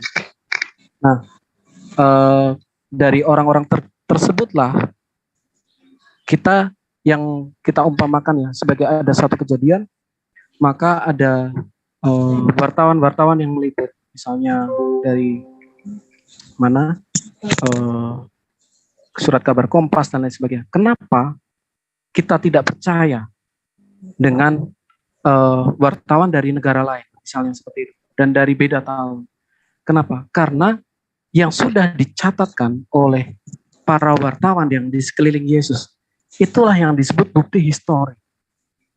Nah, ketika kita bertemu dengan bukti-bukti lain yang ternyata bertabrakan dengan bukti histori, kita wajib bertanya dan boleh kita meragukan. Itu yang pertama. Kemudian yang kedua, dari hal yang hamba sampaikan tadi mengenai temuan-temuan kami, mungkin nanti juga bisa dipelajari ya teman-teman kami, mungkin juga bisa diberikan bantahan. Silahkan, biasanya teman-temannya Bang Juma bisa memberikan bantahan. Nah, yang saya sampaikan tadi adalah kontra dengan janji di dalam surat tadi yang mengatakan kalau bukan berasal dari Tuhan maka kamu akan menemukan banyak perbedaan di dalamnya. Nah, saya baru tunjukkan sedikit bukti dan itu memang merupakan bukti-bukti yang memang ada perbedaan. Ya, terserah teman kami menganggap itu tidak perbedaan, saya hormati, saya hargai. Tetapi saya hanya berkata kepada diri saya sendiri dan kepada kawan-kawan saya, logis nggak kalau itu disebut tidak berbeda? Mungkin kurang lebih seperti itu. Mohon maaf kawan-kawan Muslim kalau saya ada kesalahan, dan mohon maaf kawan-kawan Kristen kalau saya juga ada kesalahan. Terima kasih Bang Juma, diskusinya luar biasa. Dan ya, sama-sama Bang. Teman-teman. Terima kasih. Sama-sama. Besok kita jadwalkan lagi Bang. Saya nanti besok hari Ahad saya belum bisa. Ya. Senin. Ya nggak apa-apa. Insyaallah. Nanti ya. maksud saya biar kapan kita jadwalkan. Gitu ya Bang ya. Terima kasih. Oke, baik. Teman-teman semuanya. Baik. Mari semua teman-teman. Oke teman-teman, terutama saudara Erben ya, saya tunggu jadwalnya kapan kita mau berdialog tentang materi apapun yang Anda kuasai. Boleh di sini, boleh di tempat saya, ya. Oke, dan juga kepada teman-teman yang ada di room ini, saya terima kasih banyak. Saya sudah dikasih ruang begitu istimewa ya. Tidak ada kacau di sesi dialog tadi. Terima kasih. Saya pamit ya teman-teman. Mohon maaf dan terima kasih. Yo, assalamualaikum warahmatullahi wabarakatuh. Iya Bang Juma, nanti kalau kita ajak diskusi lagi bersedia ya Bang. Siap. Oke, karena kita keterbatasan waktu juga kan. Ya, oke. Iya. Oke Bang Juma, silakan. Oke. Selamat atas pekerjaannya. Oke. Aku sedikit bicara ya. Jadi sebenarnya ini aja kita buktikan ya. Jadi Lukas itu di live komen suara saya kedengaran? Assalamualaikum.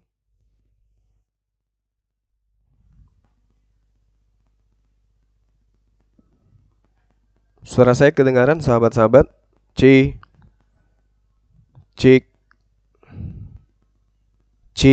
Baik.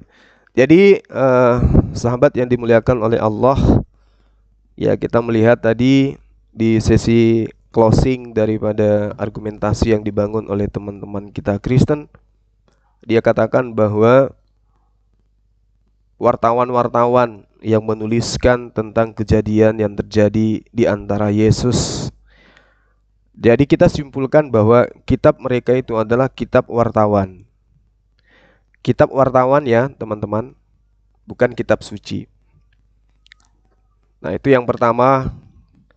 Kemudian ketika mereka membahas tentang varian Al-Quran, sedikit pun ketika Allah mengatakan afala yatadabbarunal Quran walau kana min 'indi ghairillah lawajadu fihi ikhtilafan katsira. Dia kira dia bisa menggugurkan Al-Quran. Jangankan menggugurkan, menggoyahkan satu huruf saja di dalam Al-Quran, tidak akan ada kekuatan yang bisa. Kenapa? Karena Allah yang menjaga Al-Quranul Karim. Berbanggalah kita sebagai seorang Muslim ya, yang apalagi teman-teman yang tadinya non-Muslim kemudian menjadi seorang mu'alaf. Sederhana sebenarnya dialog itu. Yang penting kita menguasai materi. Ketika dia memberikan tantangan membahas tentang varian-varian Al-Quran, nah itu di dalam Islam itu pelajaran ibtidaiyah. Ya, yang penting kita memahami bahwa sandaran pewahyuan Al-Quran dan penyampaian Al-Quran itu adalah kodifikasi Quran, di mana muatan disiplin ilmunya adalah sanad. Selesai. Terkait dengan isi, ya kita kan selalu ya sahabat, setiap hari kita kan siang malam mengkaji tentang isi Al-Qur'anul Karim. Dan kebenarannya itu tidak bisa siapapun untuk meruntuhkan itu. Sanadnya jelas, apalagi isinya. Nah, itu ya. Lalu kemudian ketika kita balik bertanya, sederhana sekali pertanyaan itu. Kalau dia membawa data, dia mengatakan bahwa Qatada mengatakan seperti ini, ya, Muhammad ibnu Ishaq mengatakan seperti ini, Ibnu Abu Hatim mengatakan telah menceritakan kepada kami, ayahku telah menceritakan kepada kami, Abu Naim telah menceritakan kami dari Israel, dari Abu Ishaq, dari Ubay ibnu Rabi'ah, dari Abdullah ibnu Mas'ud, dan seterusnya dan seterusnya. Kita tanya, itu pemberitaannya bersanad, tapi belum ditelaah secara kritikal sanad. Belum masuk sampai disiplin ilmu kritikal sanad. Nah, sekarang ketika ditanya sederhana, siapa saksi yang melihat Yesus bertemu Lukas? Ya, ada yang menulis di live chat tadi itu mengatakan bahwa mencer tepung, mencer terigu katanya. Allahu Akbar. Ya, lihatlah ya. Tapi ketika Al-Quran yang ditanyakan, jelas. Dia metode lisan. Iqra bismi rabbikal ladzi khalaqal insana min 'alaq. Iqra wa rabbukal akram alladzi 'allama bil qalami 'allamal insana ma lam ya'lam. Kalla innal insana la yatagha ar-ra'ahu istaghna inna ila rabbika ruj'a ara'aita alladhi yanha 'abdan idha shalla ara'aita in kana 'ala al-huda aw amara bit-taqwa ara'aita in kana 'ala al-huda, dan seterusnya dan seterusnya. Al-Quran ketika disampaikan Iqra, maka sahabat juga melantunkan Iqra. Dia kitabnya ketika Lukas mengatakan Tepolius yang mulia, penulis lainnya nggak ada yang menuliskan yang kayak begitu. Ya, jadi jelas ya sahabat-sahabat bahwa apa yang mereka pertontonkan adalah satu kekurangan yang sangat-sangat dahsyat. Siapa yang melihat Lukas bertemu dengan Yesus, sang sumber? Tak ada yang mampu menunjukkan itu. Oleh karena itulah kemudian ya Allah, Masya Allah, Alhamdulillah kita hidup dalam naungan ajaran agama Islam ya Allah. Ya. Jadi cukuplah bagi kita ya para sahabat-sahabat menjadi saksi hari ini bagaimana orang yang menghabiskan waktunya mencari celah di dalam Al-Quran ternyata ketimpuk oleh data yang sangat-sangat sederhana. Dari kitabnya dipertanyakan, hancur lebur. Ditanya siapa saksi, gak ada yang bisa nunjukkan. Kenapa kita bertanya saksi? Ya karena sebelum masuk ke varian-varian, kita harus mengetahui dulu ini sumbernya dari mana. Ngapain bahas varian Bible kalau sumbernya dulu nggak jelas? Kalau varian Bible itu kan banyak. Varian Bible mereka itu ada 400.000 varian Bible-nya. Tapi untuk apa kita ke sana kalau ternyata di dalam pengajaran mereka terhadap kitab mereka sumber-sumber penulisan aja udah error gitu loh. Ya. Kita belum masuk pertentangan-pertentangan, kontradiksi-kontradiksi, kemudian kesalahan-kesalahan pernyataan. Ada tertulis di Mazmur, ternyata tertulisnya di Yesaya. Ada tertulis di Torah, ternyata tertulisnya di Habakuk dan seterusnya. Belum masuk ke sana kita, baru bertanya tentang saksi penulisan, keakuratan penulisan dari kitabmu itu kayak mana posisinya. Udah hancur kayak begitu. Bagaimana kalau saya masuk ke dalam varian-varian? Varian daripada kitab mereka itu kurang lebih 400.000. Hancur kan? Hancur. Tapi ya nggak apa-apalah. Namanya Islam itu agama tinggi. Islam itu adalah agama Allah, agama yang langsung dari Allah. Maka kasihan juga sahabat kita kalau misalnya langsung kita serang sampai ke jantungnya membahas tentang varian. Karena lawan kita itu adalah saudara Kristen yang santun, yang baik. Kita doakan supaya beliau bisa mendapatkan hidayah. Jadi sekali lagi saya katakan ya sahabat, ketika kita berbicara mengenai varian Bible atau manuskrip perjanjian baru berbahasa Yunani, itu ada 400.000 varian. 400.000 varian. Itu yang perlu saudara-saudara muslim pahami. Nah, kalau saya menyentuh sedikit aja ini, bukan lagi menceret tepung, menceret nana dia nanti. Saya kira begitu sahabat-sahabat ya. Karena ini sudah waktunya teman-teman, anak-anak saya sudah menunggu untuk biasa hari Sabat seperti ini selalu ke gunung ya. Oke, terima kasih atas kebersamaan sahabat-sahabat di live chat. Anda luar biasa. Kiranya Allah memberikan kesehatan, memudahkan urusan antum semua, membahagiakan dan mengeratkan hubungan sahabat-sahabat dengan keluarga, sanak famili, teman-teman yang lain. Saya doakan sahabat-sahabat ya netizen yang lagi kurang sehat untuk segera disehatkan oleh Allah, diangkat penyakitnya. Sahabat-sahabat yang lagi kurang ada masalah dengan keluarga agar segera diberi solusi oleh Allah yang terbaik. Teman-teman yang lagi bermasalah dengan ekonominya dimudahkan rezekinya oleh Allah. Yang belum punya jodoh disegerakan jodohnya oleh Allah dan diberikan hal-hal yang baik di dalam kehidupannya dunia dan akhirat. Saya kira begitu, saya akhiri. Subhanakallahumma wa bihamdi asyhadu an la ilaha illa anta astaghfiruka wa atubu ilaik. Assalamualaikum warahmatullahi wabarakatuh. Salam tauhid, salam satu Tuhan, Allahu Akbar.